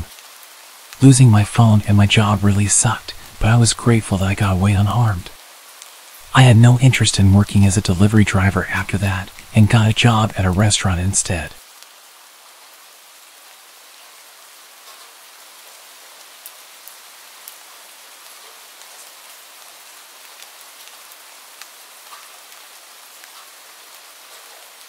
Earlier this year, I borrowed my dad's Tesla to go visit my aunt who lived in the countryside. I'm a 24-year-old guy, and I love driving, especially my dad's car, so I was glad he let me take it. The road trip took me through some pretty remote areas, but it was a pretty smooth drive heading over. I passed through one small town that had a charging station for the car. Whilst I was there recharging the Tesla, I got quite a lot of attention. Apparently not many electric cars came through the area and they had lots of questions for me. I traveled the rest of the way with no issues and I stayed with my aunt for a few days and eventually decided to head back home on a sunny afternoon. I began my journey around 3 o'clock. The first part of the drive was through a busy town, and after that, I passed through some quiet suburban neighborhoods. But as I was taking the same route back, I soon found myself once again on the long narrow highway that seemed to stretch and turn endlessly. It was peaceful, but as the hours passed, I started to feel more tired. To keep myself awake, I turned on the radio quite loud, hoping it would wake me up a bit. I squinted at the road, trying to focus, and that's when I noticed a small glimmer of light in the distance. It was the reflection of my car's headlights on another vehicle parked by the side of the road. As I approached, it became evident that the car was abandoned. It was dark, and the windows were tinted. The area was quite remote, and the thought of getting stranded there was unsettling. The nearest town was an hour's drive back. I continued my journey but kept my eyes open just in case someone was nearby. A few minutes later, I noticed a blindingly bright light in my rearview mirror. The intense glare made it impossible to see the car, only their dazzling lights. They seemed to be getting closer, so I reduced my speed, thinking they would soon overtake. But as I continued down the road, I saw something unsettling up ahead. There was another car right in the middle of the road, blocking my path completely. The car had its lights turned off, and I didn't see it until I was almost right upon it. I slammed on the brakes as soon as I realized what was happening. The lights in the rearview mirror kept getting brighter. I could hear the sound of an approaching vehicle behind me. I decided to turn my car around to escape the situation, but when I looked back, there was another car parked diagonally behind me, effectively sealing off any retreat. Suddenly, it all clicked in my mind. I heard the doors of the cars around me opening and closing. Panic coursed through my veins. Without thinking, I veered off the road, plowing into the trees, attempting to bypass the obstructions and get to the other side of the road, past the parked cars. I was so preoccupied with avoiding trees and avoiding getting my car stuck that I didn't even look to see if the people were chasing me. About 10 seconds after driving off the road, a gunshot echoed. I looked back and they were chasing me. The bullet hit somewhere in front of my car. Fear and adrenaline pulsed through me as I continued maneuvering around the twisted dirt road. Another shot rang out, hitting the back of my car. I was driving like a maniac, going full speed through these tight trees, desperately trying to lose them. My Tesla was impressively handling the practically off-road adventure that I'd pushed it through. Eventually, I could see that I lost them, but I didn't slow down until I hit the highway again. It took about 10 minutes of driving before I regained enough cell phone reception to call the police. The attackers didn't catch up, and as far as I know, they were never apprehended. To this day, I can't help but wonder about how they had such an elaborate setup. Had they spotted me coming in an expensive car and somehow thrown together a plan? Was it the guys I'd been speaking to when charging my car? I told them that I was going to be heading back through in a few days. It really bothers me not knowing, but as you can imagine, I'm not allowed to drive my dad's Tesla anymore.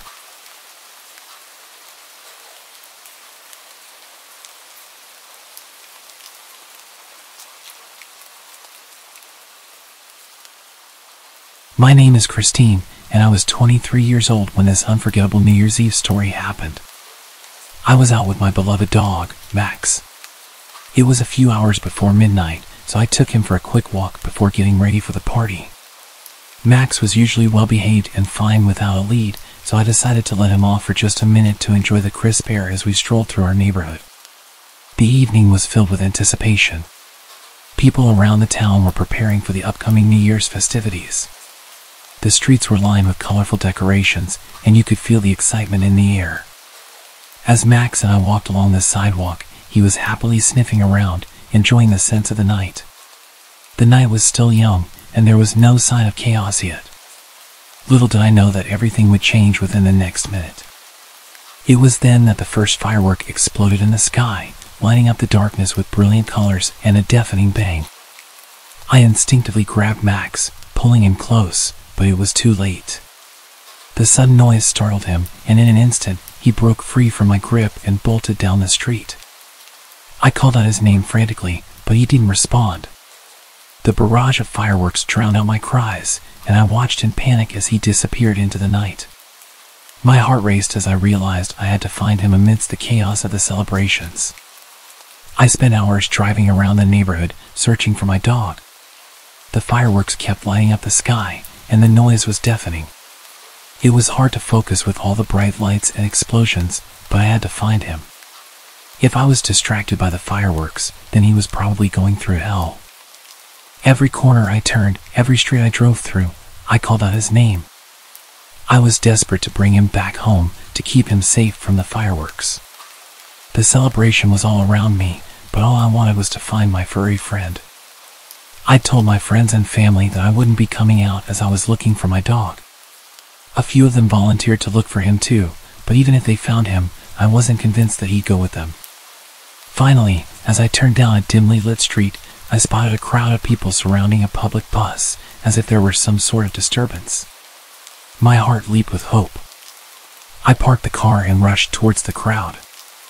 I could tell by the chatter and the body language that they were reacting to some kind of animal on the bus. I made my way to the door and climbed on. He was there hiding in the corner, barking frantically at every firework whistling through the sky. I spoke to him gently, and he recognized my voice. The fireworks kept going off, but I didn't care. I reached down and picked him up, cradling him in my arms.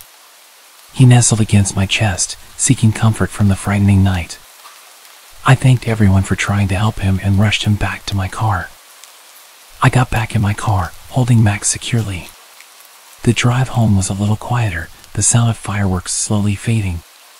Max had been found, and the new year could finally begin with both of us safe and sound. I sat in the car with Max, watching the fireworks through the window. The bright lights that had once scared him now seemed to twinkle in celebration of our reunion. It was a New Year's Eve we'd never forget, one that sent me on a wild late-night drive, looking for my best friend.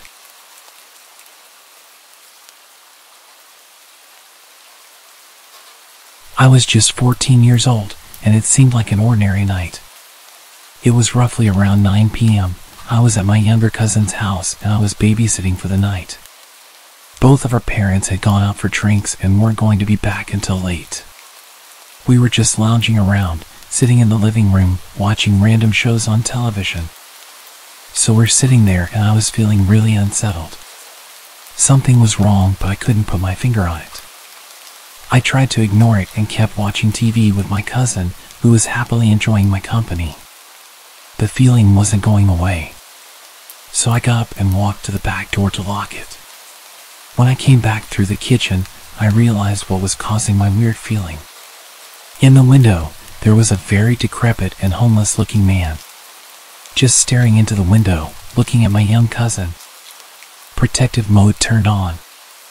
I pretended like I didn't see the guy and I told my little cousin that we needed to go upstairs because our parents would be home soon and they wouldn't want him to be staying up late. I went upstairs and put him to bed, knowing damn well that there was a man outside that wanted to get in. At the time, I was about 125 pounds and 5'8", and I played football for my school. If I remember correctly, I went downstairs and straight into the kitchen and grabbed one of those meat tenderizing hammers. I turned back to the window where I saw him before. He wasn't there. So I ran back to the front door and checked that it was locked. Both the deadbolt and the knob were locked. I ran back upstairs with my meat tenderizer and went into my cousin's room and sat down in front of the door. He asked me what I was doing and I said that he didn't need to worry about it and that he should keep his head low. I called the cops and then my dad and uncle. Cops said they would take half an hour and my dad and uncle were 45 minutes away. All of a sudden I hear a window shatter and the sound of heavy boots walking around on the tiles. I told my cousin to stay calm and hide under the covers. I whispered to him that he needed to stay silent. I could hear the guy walking around downstairs. It was horrifying. I gripped that damn meat tenderizer and waited. About 5 minutes pass and then I hear the boots walking upstairs. At this point I was having a freaking heart attack. My cousin's door is no more than 10 feet from the stairs. I heard him opening the doors to my uncle's room. Then the bathroom. My cousin's door was next along the hallway. I was shaking with adrenaline at this point. Suddenly, he decided to walk back downstairs and I heard him open the door to the basement. 15 minutes later the police showed up and burst into the house. They came up to our room and I told them that I heard him go into the basement. They rushed down there and caught the guy without much fuss. It turned out the guy was loose from a mental hospital from the city about 20 miles away. He had the mental age of a child and had broken into a few other houses in the area. I had nightmares for months afterwards.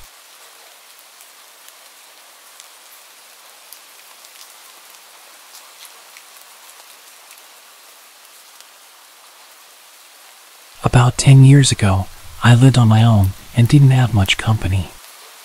I was quite depressed at the time after losing my girlfriend to a drunk driver. I was enjoying a beer and watching the sunset on the back porch when I saw a large, scruffy man emerging from the tree line. My heart skipped a beat as he stumbled towards my house in a menacing way. Living alone, I often used my backyard for target practice. And at that moment, I was immensely grateful for it.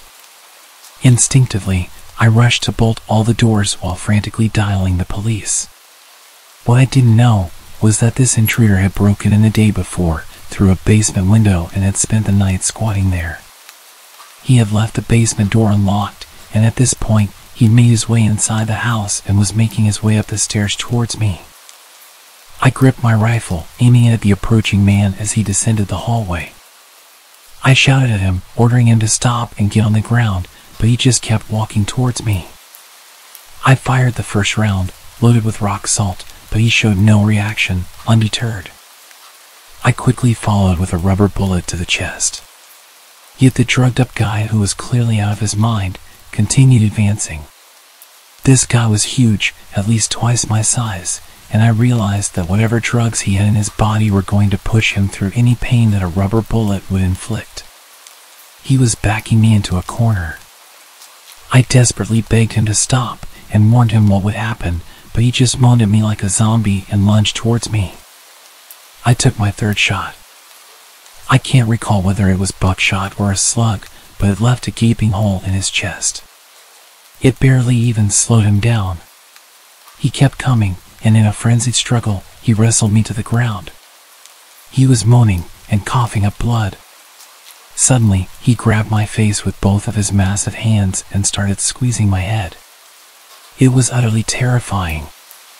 I could feel him trying to burst my skull open like a balloon. I don't know how long it actually lasted, but it felt like forever.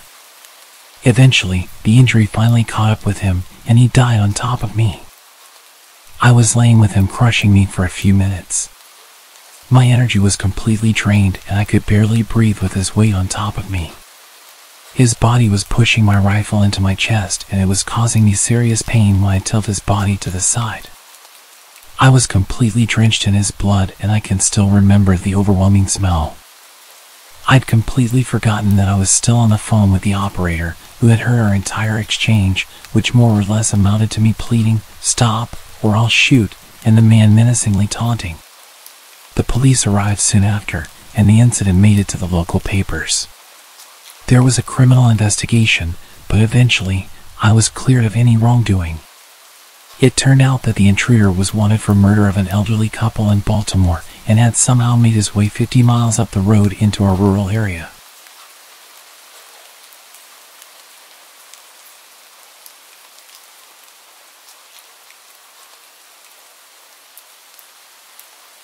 I was 18 and chilling in my friend's apartment alone.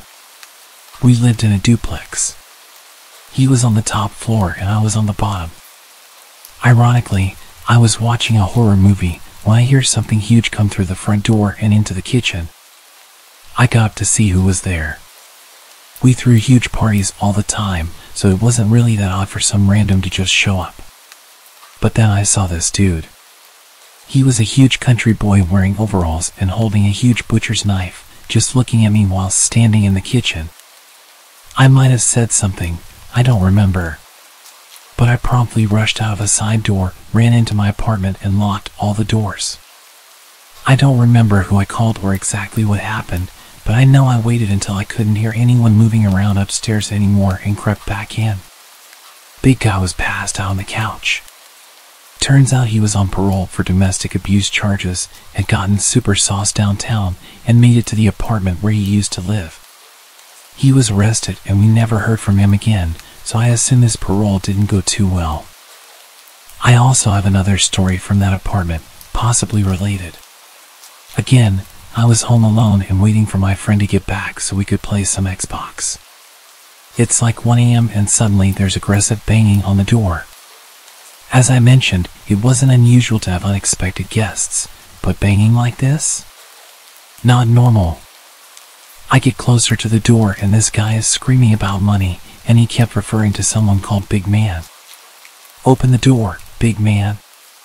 Big Man apparently owed him $10,000 and he was here to collect. He had something metal. I assumed it was a gun or a metal baseball bat. I could hear the clang noise when he'd smacked the door.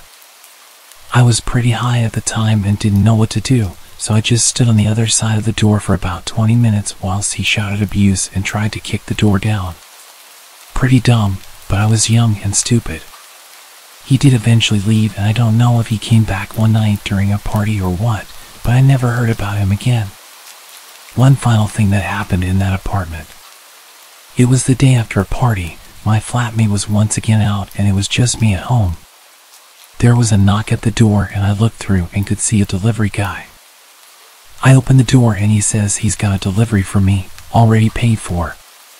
He's just carrying a delivery bag that seems suspiciously light. He asks where's Jason and I ask who that is. He tells me Jason ordered it and says he can only deliver to Jason because he paid for it. I didn't know anyone with that name and the guy didn't look like your typical delivery guy. I told him he must have the wrong address and this guy shoves his hand in the door and pushes it open whilst I'm trying to close it. We have this intense standoff where I'm trying to tell him that Jason doesn't live here and he insists that I let him in to check. He gives me this serious stare and tells me it's just Jason he needs to see. He decided to drop the delivery man act and it was clear that he and Jason had business. I was about to let him in to prove that Jason didn't live here when my flatmate came home and celebrated the fact that I'd ordered pizza. The guy dropped his bag and left. It took me a while to put all of the strange encounters together. The guy on parole who'd broken in originally was probably the guy that owed people money and had people showing up to get him to pay. We both moved out a few weeks later. That place was too much trouble. Arriving at prison, I remember the process clearly. We got off the bus and were herded into a reception area called Block 16. Whilst there, they made us strip down, a bunch of us standing butt naked, while the officers did their checks. It was no-nonsense stuff. After that, you'd approach the desk for fingerprinting and processing. It was there, you'd make a crucial decision. Some guys, like this one I saw, they'd come up to the desk, look the officer dead in the eye, and say something like, "I don't think I'll make it in general population." At that point, the officer would ring a bell, and they'd be moved somewhere else, away from the regular crowd. But if you stayed quiet, like most did, you'd be led to a cell with a cage attached. In that cage, you'd sit for hours, sometimes the whole day, as they sorted you out. I remember the bell ringing often. People freaking out and rushing to the desk to ring the bell, only to end up in a smaller, darker cell out of earshot from the rest of us. It was scorching that day, probably over 100 degrees outside, and you're just cramped inside that cell. Lunchtime came, and we got sandwiches. I'll admit, the food was better than the county's cheap stuff. I recall one meal particularly, chicken enchiladas with green sauce. It tasted real, like something that might actually fatten you up. There were some wild characters in there, no doubt about it. They knew there was a white guy among us, they'd seen him on the bus. This guy named Reggie, he didn't have any weapon. We'd just come on transport, but he was busy sharpening a pencil like a man on a mission. He took his sweet time, and when he was good and ready, he jammed that pencil right into the neck of another guy. It was the first day in reception, and he just went at it, puncturing holes in the other guy's neck, and that guy went down fast. I was there, watching it all, thinking this trip was going to be one heck of a ride. In those cramped cages, we'd munch on our sandwiches, the stifling heat suffocating us. It had to be a scorching 110 degrees, at least. Finally, they'd come to move you from that holding cell to your assigned one. That's when it got real. You'd be alone in that cell for 10 long days. No contact with anyone. Reception was like a test. They needed to figure out who you were and where you belonged. Everyone always asks about the first day in prison, and this was the reality. The real deal, right there in reception. You'd roll in, be herded into that cramped cell with a bunch of strangers until they processed you, and then you'd be placed in your solitary cell, waiting for your fate to be decided. During my 2 weeks in that cell, I noticed some graffiti on the wall. Someone had drawn SpongeBob SquarePants and scribbled the lines of the theme song. It made you think about the kind of people you were about to join. 2 weeks of isolation were the norm. I had to be patient until they figured out my custody level, who I was, and where I was headed. Meanwhile, I thought about the simple things, like how that sandwich I had in reception was a rare taste of normalcy. Block 17 is within walking distance of reception, and this block was a constant source of trouble. I end up with this standalone skinhead as my cellmate. He claims to be a skinhead but isn't officially affiliated, he just labels himself. And let me tell you, we had our fair share of issues. This guy used to be a massive dude, easily tipping the scales at 260 pounds, but he lost a ton of weight, way too fast, leaving him with all this saggy extra skin. Initially, he seemed alright, but then he ended up in debt with the wrong people and started acting out. Him being in debt was bad for me, because the trouble would come to my cell, and I didn't want that. Every time food came around, I'd wolf down as much as I wanted, even if it was his. That's where the real problems began. He got all worked up because of some peanut butter. I wanted that peanut butter all to myself, and I made it clear to him, saying, "Hey, buddy, none of this is for you. It's mine. Get lost." Well, he didn't take too kindly to that. From there our tensions boiled over, and I can't even remember how it escalated, but we started throwing punches. Then, this overweight fellow managed to get me in some sort of guillotine chokehold, shoving my neck down while applying pressure to the back of my head. I was furious. I yelled, "I'm going to murder you when you release me, fatty." My neighbor, Scooby, heard the commotion through the vent. He hollered over, asking if everything was all right. I replied, telling him Mike's got his fat titties choking me out. The moment he frees me, I'm going to lay a beating on his fat ass. Mike finally started easing up on my neck, cautioning me not to do anything stupid. I snapped back, "Nah, the second he lets go, I'm unleashing hell on this bitch." Eventually, he released me, and, as expected, I swung at him, landing a few solid hits. He sat there afterward, sporting a bloody nose and a swollen lip, asking if everything was settled. I told him he was a punk, and yes, it was settled. Then there's this other incident. I'm just minding my own business when one of the higher-ranking skinheads strolls up. He's repping SKS or something, which is a white clique of skinheads. He eyeballs me and says, "You've got a Jewish tat?" I shot back, "Yeah, I've got the King of Jews tatted on me." "What's up, you punk? Got a problem?" Right then and there, he punked out in front of everyone. He let me straight up call him a punk, basically folded like a cheap suit. I glanced around, thinking, this dude's toast. In prison, especially as a white guy, you cannot let anyone call you a punk. Whether it's a fellow white guy or anyone else joking around, you've got to fire back at them. There's no other option. If you don't, well, like I mentioned earlier, you're getting messed up. That's just how it rolls in the penitentiary. In the end, it was all about manipulation. Some people would manipulate the system to their advantage, even if it meant getting in trouble or putting their lives at risk. It was a dangerous game, and you couldn't trust anyone fully. The wildest part of this whole scene was my neighbor, 2 cells down. They start rounding up all the white guys, and it's strip search time. Now, this guy, he's got a 7-inch blade hanging out of his ass. As they strip us down, he's got it tucked halfway in a plastic bag, the handle barely sticking out. It's a monstrous knife, the kind you'd never believe could fit where it does. You might be thinking, that's some sickening stuff, who shoves a 7-inch knife up their ass? But this is the stark reality of prison. You're dealing with people who don't think like you. This dude is ready to do whatever it takes, even if it means using that knife, whether it's on a fellow inmate or a damn cop. So, yeah, he did what he had to do. All of this was within a few weeks of being there.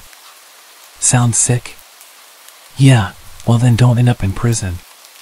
Punk.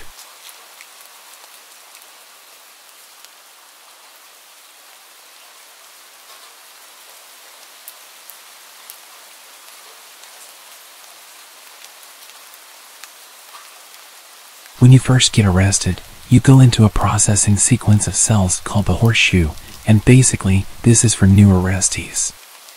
You're in these cells for days, and you don't know what day it is.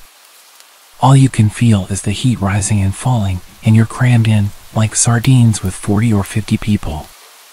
Fights are breaking out, there's blood on the walls, and guards are rushing in, grabbing people, especially those acting up on drugs. If you really act up, the guards grab you and put you in a restraint chair. It looks like a medieval torture device. They tilt it back, strap you in, and put a hood on your head. There are people out there in chairs just howling and whining. It sounds like something out of a horror film. Yeah, it's pretty wild. Then, you get to see the judge, and I got sent over to medium security in the beginning, which is completely gang and drug infested. So as soon as I get there, some skinhead dudes are eyeing me up. They're like, "We want a word with you in that cell back there." You can't say no, because in prison, you don't have much of a choice. They're sizing you up, and you look like their type of recruit. Not because I wanted to, but because I'm white, and in prison, you get affiliated with one of the racial gangs whether you like it or not. It's like that for all races: whites, blacks, Mexicans, Mexican Americans. I didn't know this yet, but I had to do what they said, so I went into the cell. They ask, "What are your charges?" And I've got the printout, but it's all in legal speak, so I don't understand it. So I tell them, I've got my charges, but I don't know what they mean. And they freak out and start pushing me against the wall, shouting, "What do you mean you don't know what it means? Are you a chomo?" I don't know what a chomo is either, so I'm digging my grave here. They've got me up against the wall about to smash me, and I'm making it worse because I don't know how to behave in prison. I tell them to look at my sheet, and they take it and look, and they see I've got drug charges. They see my bail is nearly $1 million, and they love that. They ask me who I killed to get a bail that high. They relaxed and started to joke with me. Suddenly they accepted me and let me go. I learned later that chomo meant you were a child predator. One of the guys who came in with me actually did have those charges. So the next day they ask me about him, and I tell them I know nothing.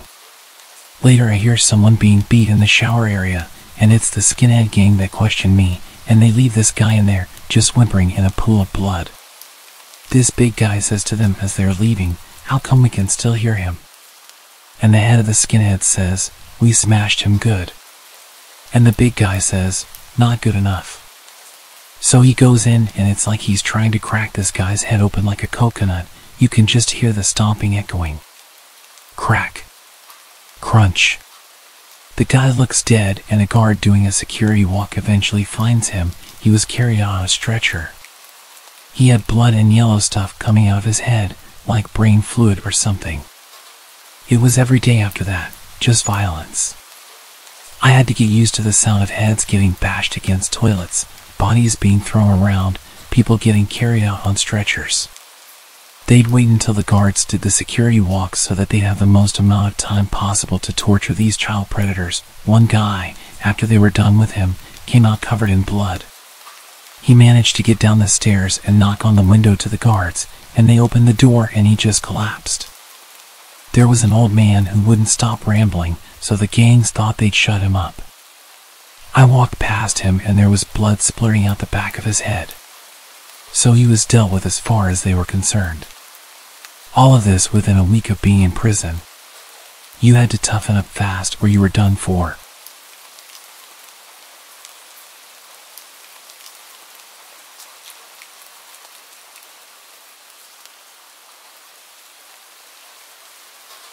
I've never been to prison, but I did spend a few days in a county jail. It was a community holding area, which meant we all slept together in one room with rows of bunk beds. I'm the quiet, invisible type, so I managed to get by pretty well. I sort of befriended a few guys by teaching them chess, playing blindfolded matches, and sharing my food. I didn't eat much during the week I was there. Around day 3, a new guy joined our group. He was a short, muscular guy in his 20s, and he had a Napoleon complex written all over him. I did my best to keep my distance, considering I'm a scrawny white guy who didn't know how to defend himself. I had some bad allergies at the time and couldn't stop sneezing. After every single sneeze, even during a series of them, Napoleon would say, "Bless you," and I'd respond with a polite, "Thank you." It became a repetitive back and forth of, "Achoo, bless you, thank you." But then, one time, I started sneezing and didn't manage to say thank you after each blessing. That's when things went haywire. Napoleon exploded with anger, charging at me from across the room, yelling obscenities and raising his fists. My friends from earlier, the ones I'd taught chess and shared meals with, sprang into action. They rushed over and tackled him before he could reach me. There was a brawl, fists flying, until the guards finally intervened and broke up the fight. Napoleon was promptly sent to isolation. He's lucky that I didn't press charges. High school was typically uneventful until the day Alex showed up. He was a quiet, strange guy, always seen alone in the hallways. At first, there was nothing remarkable about him, but after a few weeks, things began to change. One day, I noticed he was doodling in his notebook during class. It started innocently enough, just random scribbles. But over time, his drawings became disturbing. I started to notice oddly dark tones to his doodles. Twisted faces, distorted creatures, and strange symbols filled the pages. There was one lesson with Alex that changed everything.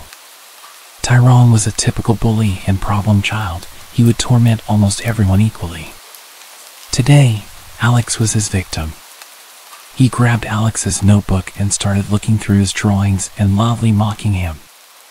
I don't know what came over me, but I half-jokingly shouted Tyrone's name and said, "Leave him alone." I awkwardly laughed as to not become Tyrone's next target.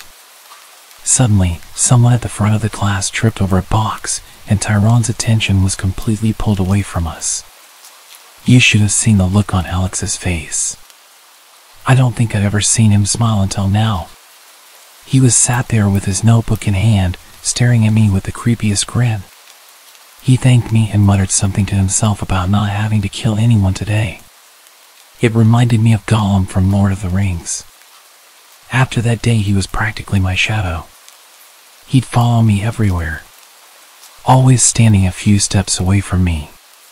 He didn't ever have much to say, but he would occasionally make comments about people like Tyrone, and we'd all laugh at how dark his humor was. Over time, he started sharing his drawings with me. They were all pretty messed up. He even had some detailed drawings of Tyrone being tortured or stabbed. On the odd occasion when he did speak, the things he would say were unsettling, muttering about hidden threats and the consequences that were coming.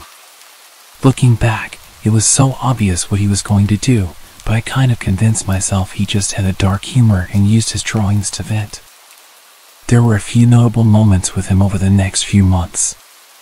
He would aggressively defend me in the hallway whenever someone would barge into me. He'd push people out of my way and do these really weird death stares at anyone that would bother me. He was very attached to me and protective. It seemed like as the days went on, he just became more and more angry at the world, muttering more about what he wanted to do to people, telling me that I'm one of the good ones and that he'll never let them hurt me. Towards the end of winter, Alex had a week off school and I started to wonder if he was alright. I'd also noticed at this point that his locker started to smell really bad. I knew his code because I'd seen him put it in so many times and he didn't seem to care that I would watch. I guess curiosity got the better of me and I entered his code and opened his locker door. I can't describe just how powerful the smell was. It didn't just knock me back, it sent me into a coughing fit. It was obvious now why it stank so much. I probably don't need to tell you what I found. A collection of small animals. I remember a cat, a rabbit, and some mice. I immediately closed the door again and started to panic. I knew I couldn't just ignore this.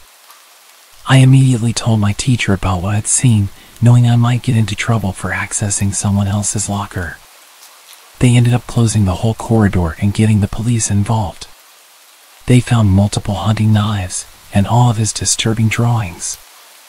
We never did find out about what happened to him other than the fact that he was kicked out of school and some more security measures were put in place to prevent weapons being brought into school.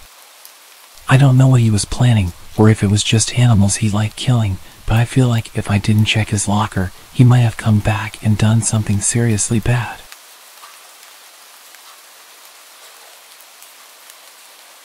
I remember the first day when we had this substitute teacher, Mr. Roberts. He had a reputation that spread like wildfire among the students. Everyone said he was weird and would creep everyone out. That day, I was about to find out for myself. Mr. Roberts walked into our classroom, and right from the start, something felt off. He had this unnerving way of looking at each one of us, as if he was sizing us up. His eyes were piercing, like he was trying to see into our souls. As the lesson began, he spoke in a monotone voice that made it hard to stay awake. He covered a subject that should have been interesting but somehow managed to make it utterly boring. I glanced around the room, and my classmates had expressions of utter boredom or mild discomfort. What really creeped me out, though, were his mannerisms. He rarely smiled, and when he did, it was more of a grimace than anything resembling happiness. His movements were jerky and erratic, like he couldn't control his own body. Towards the end of the lesson, some of my classmates decided to test the waters. They asked him personal questions, trying to get to know him better. But his responses were strange. He'd laugh at random moments and make bizarre comments that left us scratching our heads. Then came the incident that really got my guard up. One of my classmates, Alex, asked about his past teaching experiences. Mr. Roberts hesitated for a moment, his eyes darting around the room. Then, in a low, almost whispered voice, he said, "I've taught in many places, but they were all temporary." It was as if he was hinting at something darker, something he didn't want us to know. The room fell silent, and everyone felt the awkwardness. We had him twice in the same day, and the afternoon lesson was even more weird than the one in the morning. Mr. Roberts' behavior only grew more unsettling. He would suddenly stop talking mid-sentence and stare blankly at the back of the classroom, clearly lost in his thoughts. Then, without warning, he'd snap back to reality and continue as if nothing had happened. When the final bell rang, the whole class breathed a collective sigh of relief. We couldn't get out of that classroom fast enough. As I walked out, I couldn't shake the feeling that Mr. Roberts was hiding something that made him more than just a creepy substitute. And I hoped I wouldn't have to see him again anytime soon. Our history teacher disappeared halfway through the year, and Mr. Roberts took over our class. We'd see him twice a week. Whenever I was in his classes, I would do my best to just focus on my studies. The rest of the school year passed without any serious incidents, just the regular blank staring and growing rumors about how weird he was. Towards the end of the year, after we'd all kinda gotten used to his demeanor, Mr. Roberts crossed a line that couldn't be ignored. During a history lesson, he made a bizarre and inappropriate comment about one of the female students. It was so disturbing that the student immediately reported it to the school authorities. The school administration acted swiftly, launching an investigation into Mr. Roberts' past. It didn't take long for them to uncover a disturbing criminal history. He had been involved in a series of troubling incidents at his previous schools, including allegations of inappropriate behavior and comments. The revelation sent shockwaves through our school, and parents demanded answers. How had the school hired someone with such a dark past? The school board faced intense scrutiny, and many called for a complete overhaul of the hiring process. Mr. Roberts was immediately suspended pending the outcome of the investigation. As more details emerged about his past, it became clear that he should never have been allowed near children. The school took responsibility for its failure to properly vet him and promised to implement stricter hiring practices in the future. While Mr. Roberts was never seen at the school again, the unsettling feeling that had hung over our classroom didn't dissipate easily. The incident served as a chilling reminder of how important it was to remain vigilant and speak up when something didn't seem right. It's weird because people who had his lessons actually improved their grades. He wasn't a bad teacher, just a bad person. After he disappeared, there were multiple rumors about him working in another school a few miles away. I always wonder what happened with him.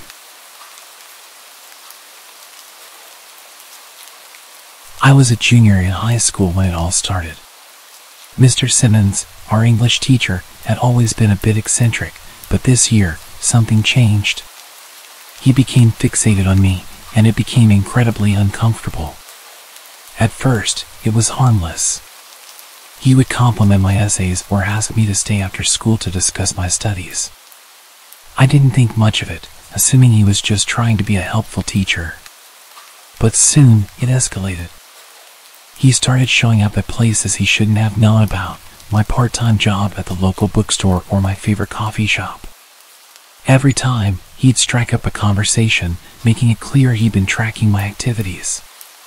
It was unnerving, but I hesitated to say anything, fearing it might be a misunderstanding.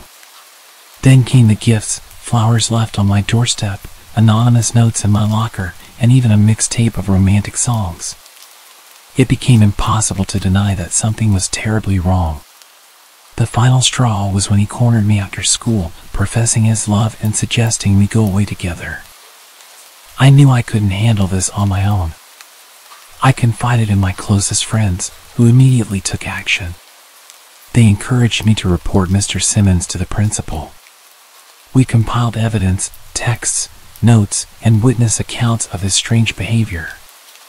When we confronted the principal, she was shocked but supportive. She assured us she would investigate the matter thoroughly. What we didn't expect was the revelation that Mr. Simmons had a history of similar obsessions with students at his previous schools. The investigation unveiled a disturbing pattern of predatory behavior. Parents were outraged, and the local news caught wind of the scandal. Eventually, the police got involved, and Mr. Simmons was arrested. Most people were furious about the fact that he'd already been caught doing this in the past. Why was he allowed to teach again? Did the school know about his past, or did they not even check? You'd think we'd have better systems to protect children from predators like this. When I left home to attend university in the UK, I knew I was in for a big change. I moved quite far away from family and friends, leaving behind the familiar comforts of home. Always a social person, this new environment was a challenge for me. My student studio apartment felt empty, and my course had fewer sociable students than I'd expected. Desperate to make friends, I turned to Tinder and Instagram, hoping to connect with like-minded people. However, luck wasn't on my side. Conversations often fizzled out, and it felt like a struggle to find genuine connections. Then, out of nowhere, a ray of hope emerged. A cute girl, Emily, added me on Instagram. I'd linked my Instagram handle in my Tinder bio, and she must have seen it there. She was stunning, and I couldn't believe my luck. We started chatting, and it seemed like we hit it off. She mentioned wanting to meet up, and without much thought, I gave her my address. The excitement of potentially making a new friend overshadowed any reservations I might have had. However, as we continued chatting, something didn't quite add up. Emily's Instagram photos didn't seem to be taken anywhere near the city I was in. Moreover, she was far too attractive to be interested in a guy like me. I noticed that her comments and followers were predominantly men. Doubt crept in, and I began to suspect that I'd given my details to a random catfish account. My anxiety peaked, and I decided to block her immediately. It was the only sensible thing to do. I hoped I'd dodged a potential scam. But then, things took an even more unsettling turn. Another strikingly attractive girl, Sarah, began messaging me. The conversation started precisely where I'd left off with Emily, as if it had never stopped. Alarm bells rang in my head, and I knew I'd messed up. They had my personal details, including my address. With a heavy heart, I asked Sarah to leave me alone and blocked her as well. But it didn't stop there. Soon after, yet another attractive girl sent me a friend request. By this point, I was fed up. I stopped replying, thinking it best to protect myself. I double-checked that my studio apartment door was locked and went to bed, hoping for a peaceful night's sleep.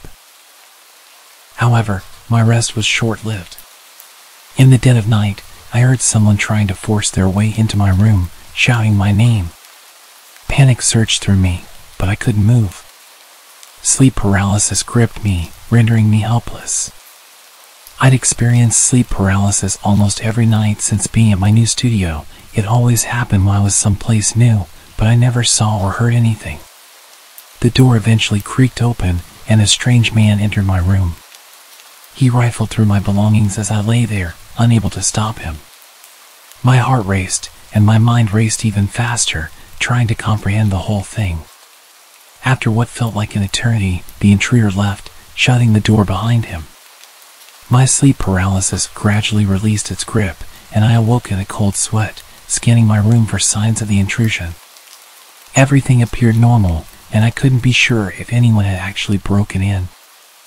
I reported the incident to university security, but they found no evidence of a break-in. I genuinely didn't know if I'd imagined the whole thing. The next chilling discovery was that both the accounts, Emily's and Sarah's, had disappeared entirely. It felt so real. There was absolutely a man in my room going through my stuff. I saw it with my own eyes. I've had sleep paralysis many times, and I was always able to accurately recount what was going on around me, so why would I be wrong this time? I removed my Instagram from my Tinder bio and made sure to barricade my door every night. My social life was pretty much dead for the rest of the year, and I didn't sleep well at all. I used to be an avid Twitter user. It used to be my go-to app for wasting time, scrolling through tweets, and catching up on the latest memes. Over time, I had grown somewhat immune to the occasional creepy direct message. I had learned to ignore them, to just brush them off as part of the experience. One evening, I received a notification about a new follower.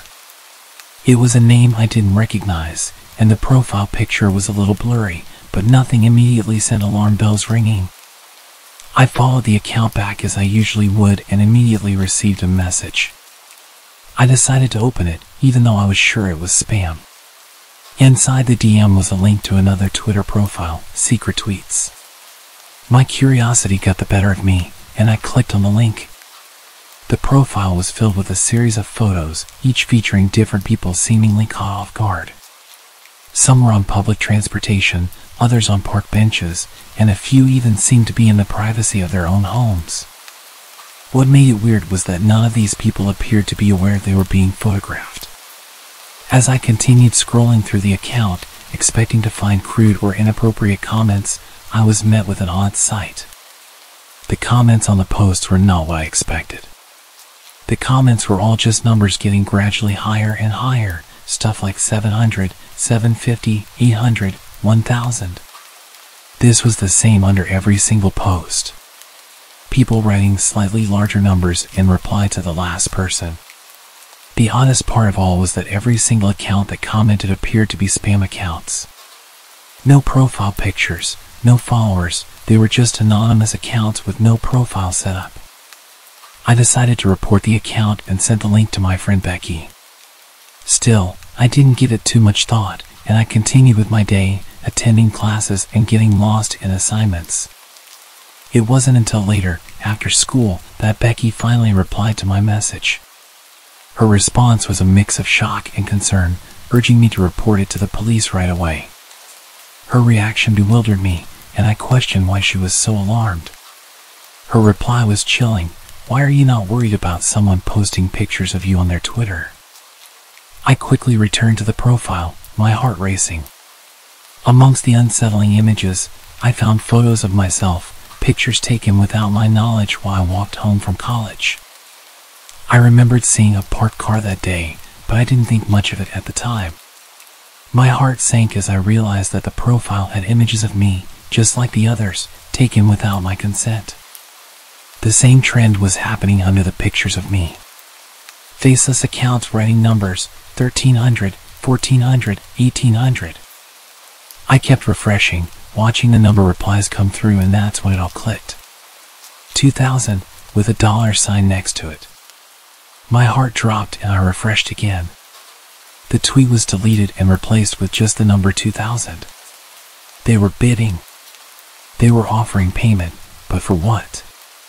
Fear gripped me as I comprehended the gravity of the situation.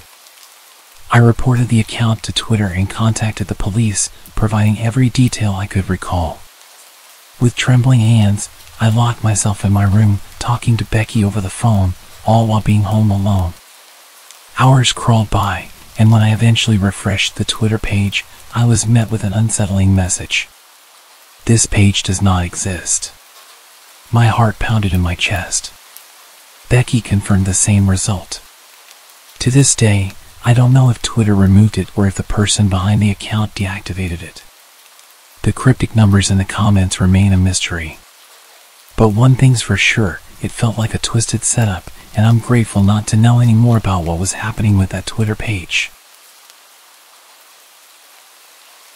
A year ago, I used to post my entire life to Snapchat.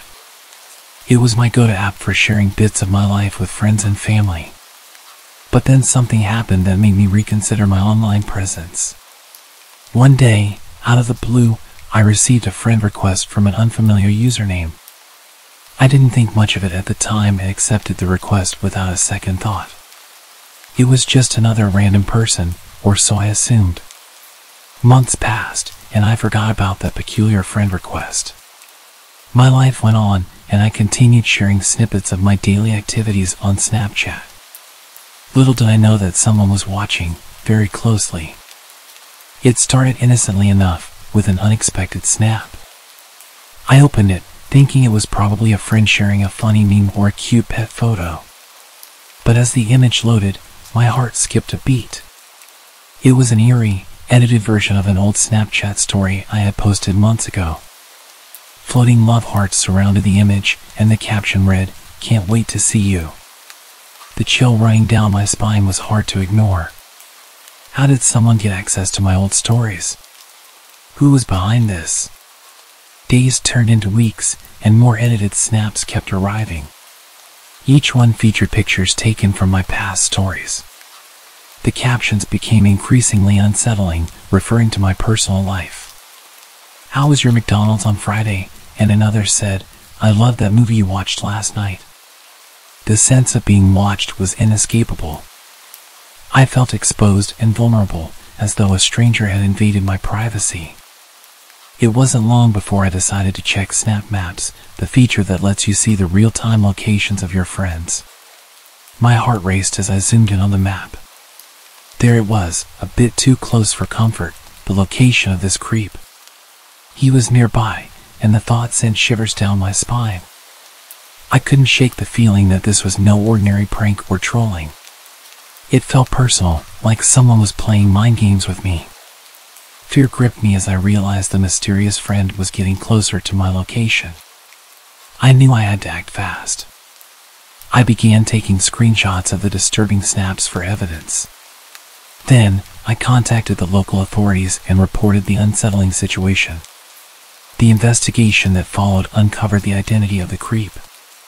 To my shock, it turned out to be someone I met at a party months ago. I'd been warned about how creepy and weird he was. He would just invite himself to parties and nobody wanted to be rude and kick him out, so we just tolerated him. To be fair, I had no issue with him and spoke with him a little bit throughout the night, but didn't see much of him. I guess being nice to the social outcast when everyone else kept him at arm's length was enough for him to become obsessed with me. They didn't end up charging him with anything, but they told him to leave me alone and explained to me that I could get a restraining order, but it seemed pointless.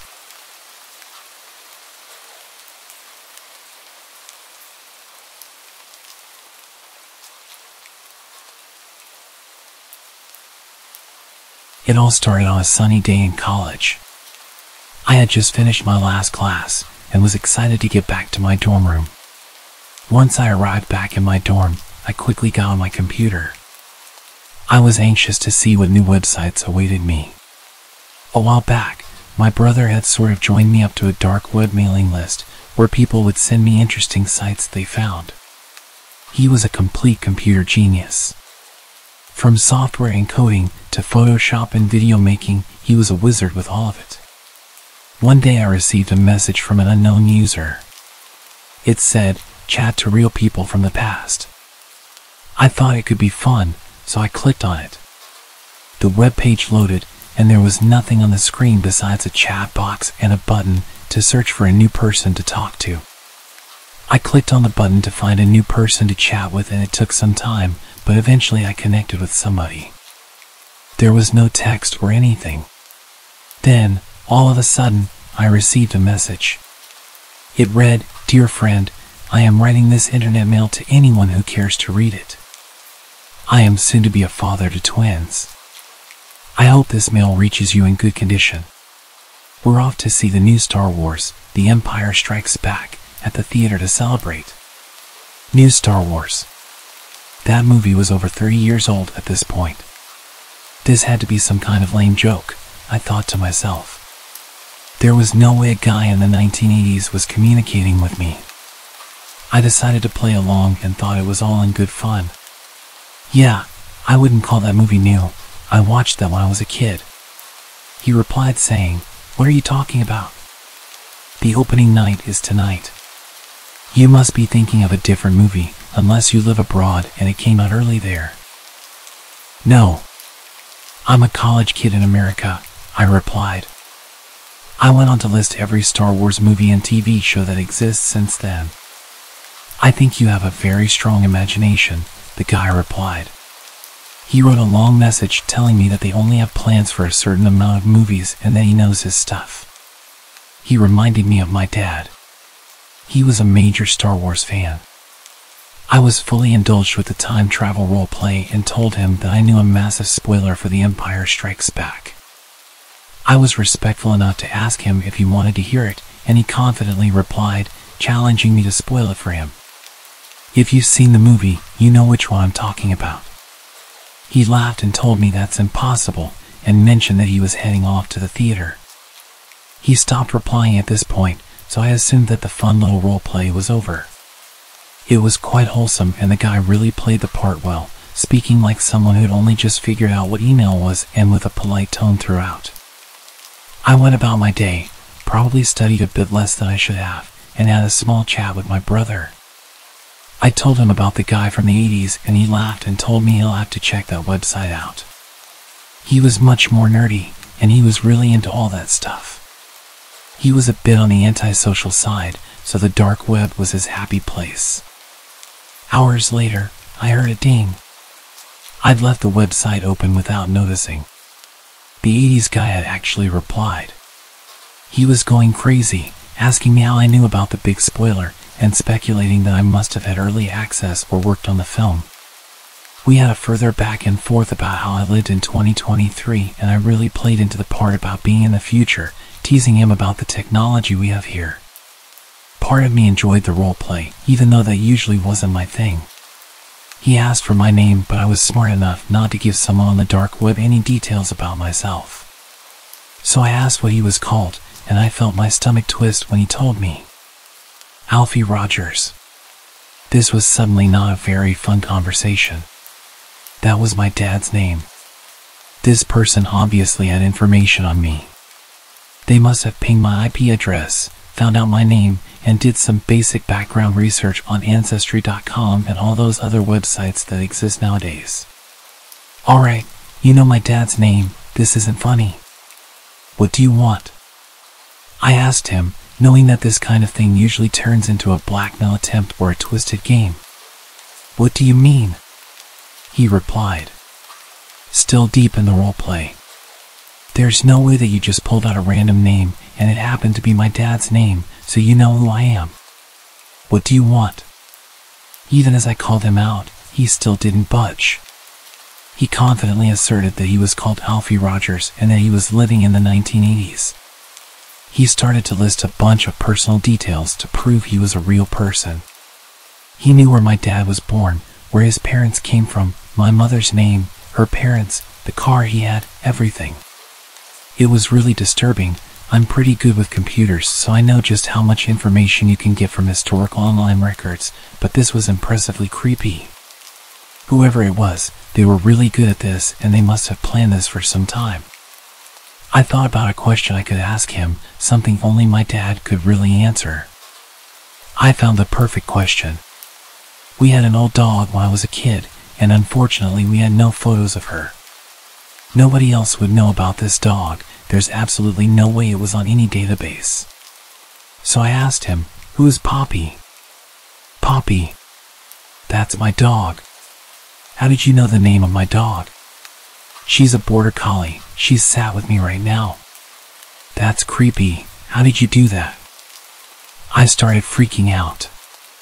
I don't believe in stuff like this, in time travel or having conversations with the past, but whoever this man was had too much information about my family history. It just didn't make sense.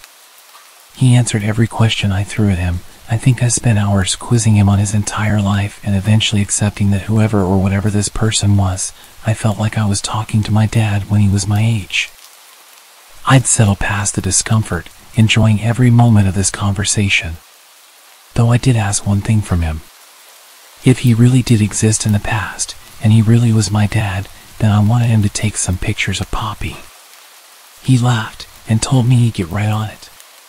He told me he had to get going, and that he loves how clever computers are. I don't think he fully grasped the situation, but he happily played along as if he was talking to his real son. I asked him to tell Poppy I miss her, and even though I highly suspected that this was some strange AI or a wholesome role player, I told him I loved him. Funnily enough, he replied saying that he loved me, and finished with, "Can't wait to meet you." Then we ended the conversation. A few weeks passed. I truly felt the happiest that I'd been in a long time. It had been hard living without a dad. He had a heart attack a year before I left for college. But that conversation really gave me a feeling of closure. I felt like I'd navigated my grief and allowed myself to start healing. I'd occasionally check back on that website but never saw anything from him. I suppose it was a one-off thing. Over the next few months I started to think about that conversation less and really started to live my life again. It was Christmas time and I went back home to visit family. It was the second Christmas without him and the lack of his presence was still heavily evident, but we enjoyed the holiday and I enjoyed seeing my mom and my brother. On the last night before I returned to college, my mom remembered that she had something for me. She brought me an old VHS. It was Star Wars, Empire Strikes Back. I knew what a VHS was, but they'd been extinct for about 20 years, so I wasn't sure why she was giving it to me. "Open it," she said. I pried open the clunky case and looked inside. Well, shit. There was a whole collection of photos of Poppy, dozens of them. Posing with the whole family, including me and my brother when we were just babies. There were some photos of my dad posing with the dog too. It was surreal, and I was too emotional to think about how these had come to be. There was a note attached. "For my brilliant children, may the force be with you." He was always a bit of a dork. My mom said to me, "I thought we didn't have any photos of Poppy. I don't even remember your dad taking these." A glimpse of happiness and nostalgia was noticeable in her voice. "But your brother found them a few weeks ago." I gave her a big hug and went to find my brother. I told him how great it was that he found them and started to look through them. I told him all about the website and the man from the past who claimed to be my dad, and that we even had a conversation about him taking photos of the dog. He was happy to listen and go through the photos with me, but he was his usual quiet self and didn't have much to say other than a few positive comments on the photos. He hadn't been the same since he passed. But it was nice to see him with a smile for the first time in a while. So that's my story about my time-traveling conversation with my dad. Sometimes it completely freaks me out, and I stay up all night thinking about it. Other times, I just feel comfortable knowing that something beyond my comprehension happened to me. Whether it was an incredibly talented hacker or a crazy AI, I don't know. But I tend to avoid the dark web now. I think I got lucky with this encounter. It was only a matter of time before I met someone who would use that information for the wrong reasons.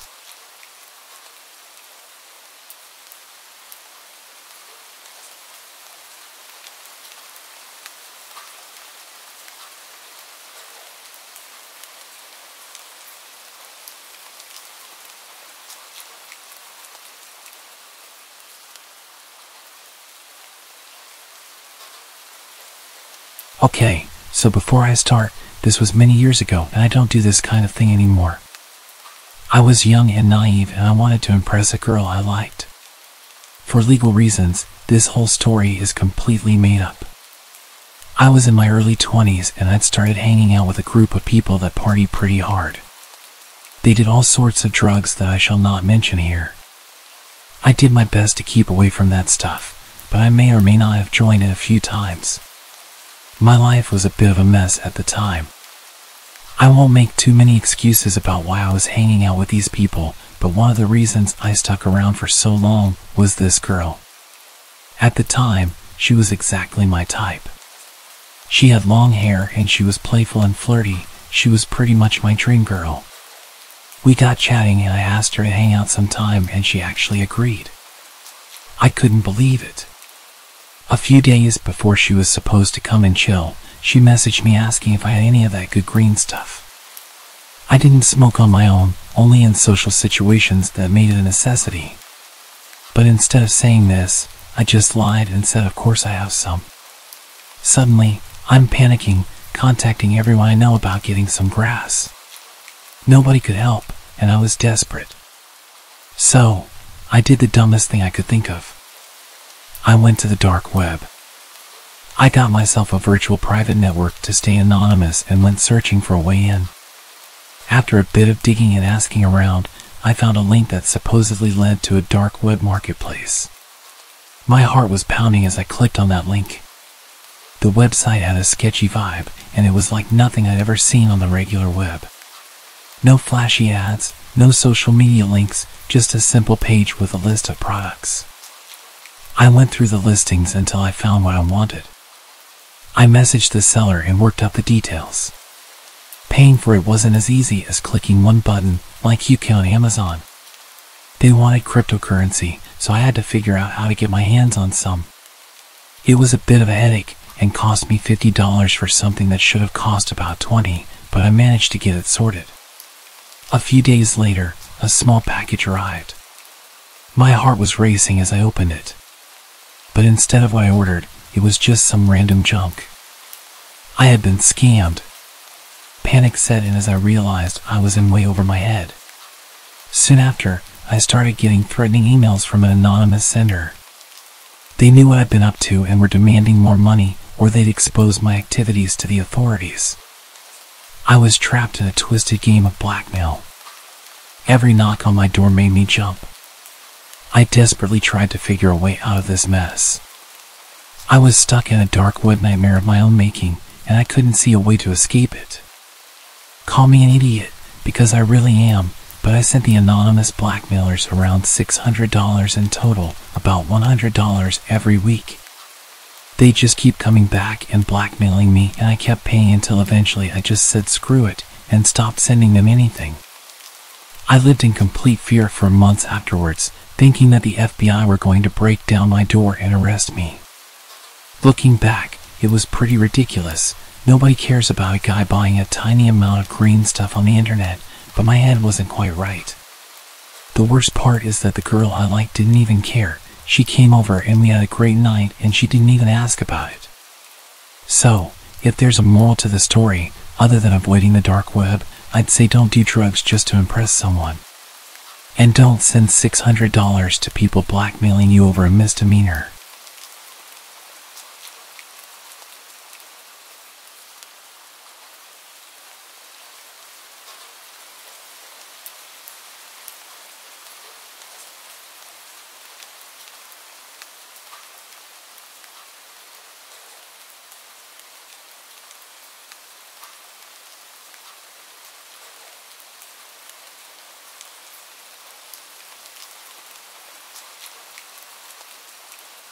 This is a pretty short story, but it's true, so I'll tell it exactly as it happened. At the time I was a 23-year-old man. I had a history of using the dark web, browsing random sites, ordering some stuff, never really had any issues. I will mention though, that I used literally no programs or filters to protect me. I just went in deep and assumed that my antivirus would protect me from any harm. Ladies, cover your ears for this next part.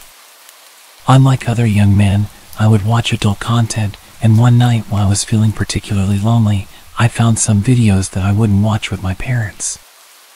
I sat in front of my laptop and did my business. 2 nights later, I get an email. Weirdly, it said that it was sent by my own email address. I hadn't seen anything like that before. I click on it straight away and I can't describe the feeling that hit me. There was a video attached, and it was me, in my birthday suit, furiously playing rock, paper, scissors in my lap. You could see everything, including my face at some point in the video when I adjust my seat. So there was no denying who it was. The email listed a bunch of demands: go online and buy some Bitcoin or gift cards and send them to him, or the video of me sinning would be sent to my family. The blackmailer had the decency to list the names of my family members, just in case I thought he was bluffing. He gave me a time limit of 48 hours, and pointed out that he could see that I'd opened the email because he was in my computer, and threatened that if I contact the authorities or start searching about how to deal with this situation, that he would release it all. Call me crazy, but I thought about it for a few hours and decided my dignity was too expensive. I wasn't going to pay someone to hide the fact that I do something that almost every other adult in the world does. I called his bluff and got my friend over to help me clear any viruses from my laptop. He thinks he found how they access my webcam, but we couldn't be sure, so I always have it turned off on the settings, as well as putting a sticker over it. I messaged everyone on the list that he sent me, telling them that they might receive a video of me, and explained the situation. They all just laughed and told me I was gross. The blackmail guy never did send the video as far as I know. But I learned my lesson about taking online privacy a bit more seriously.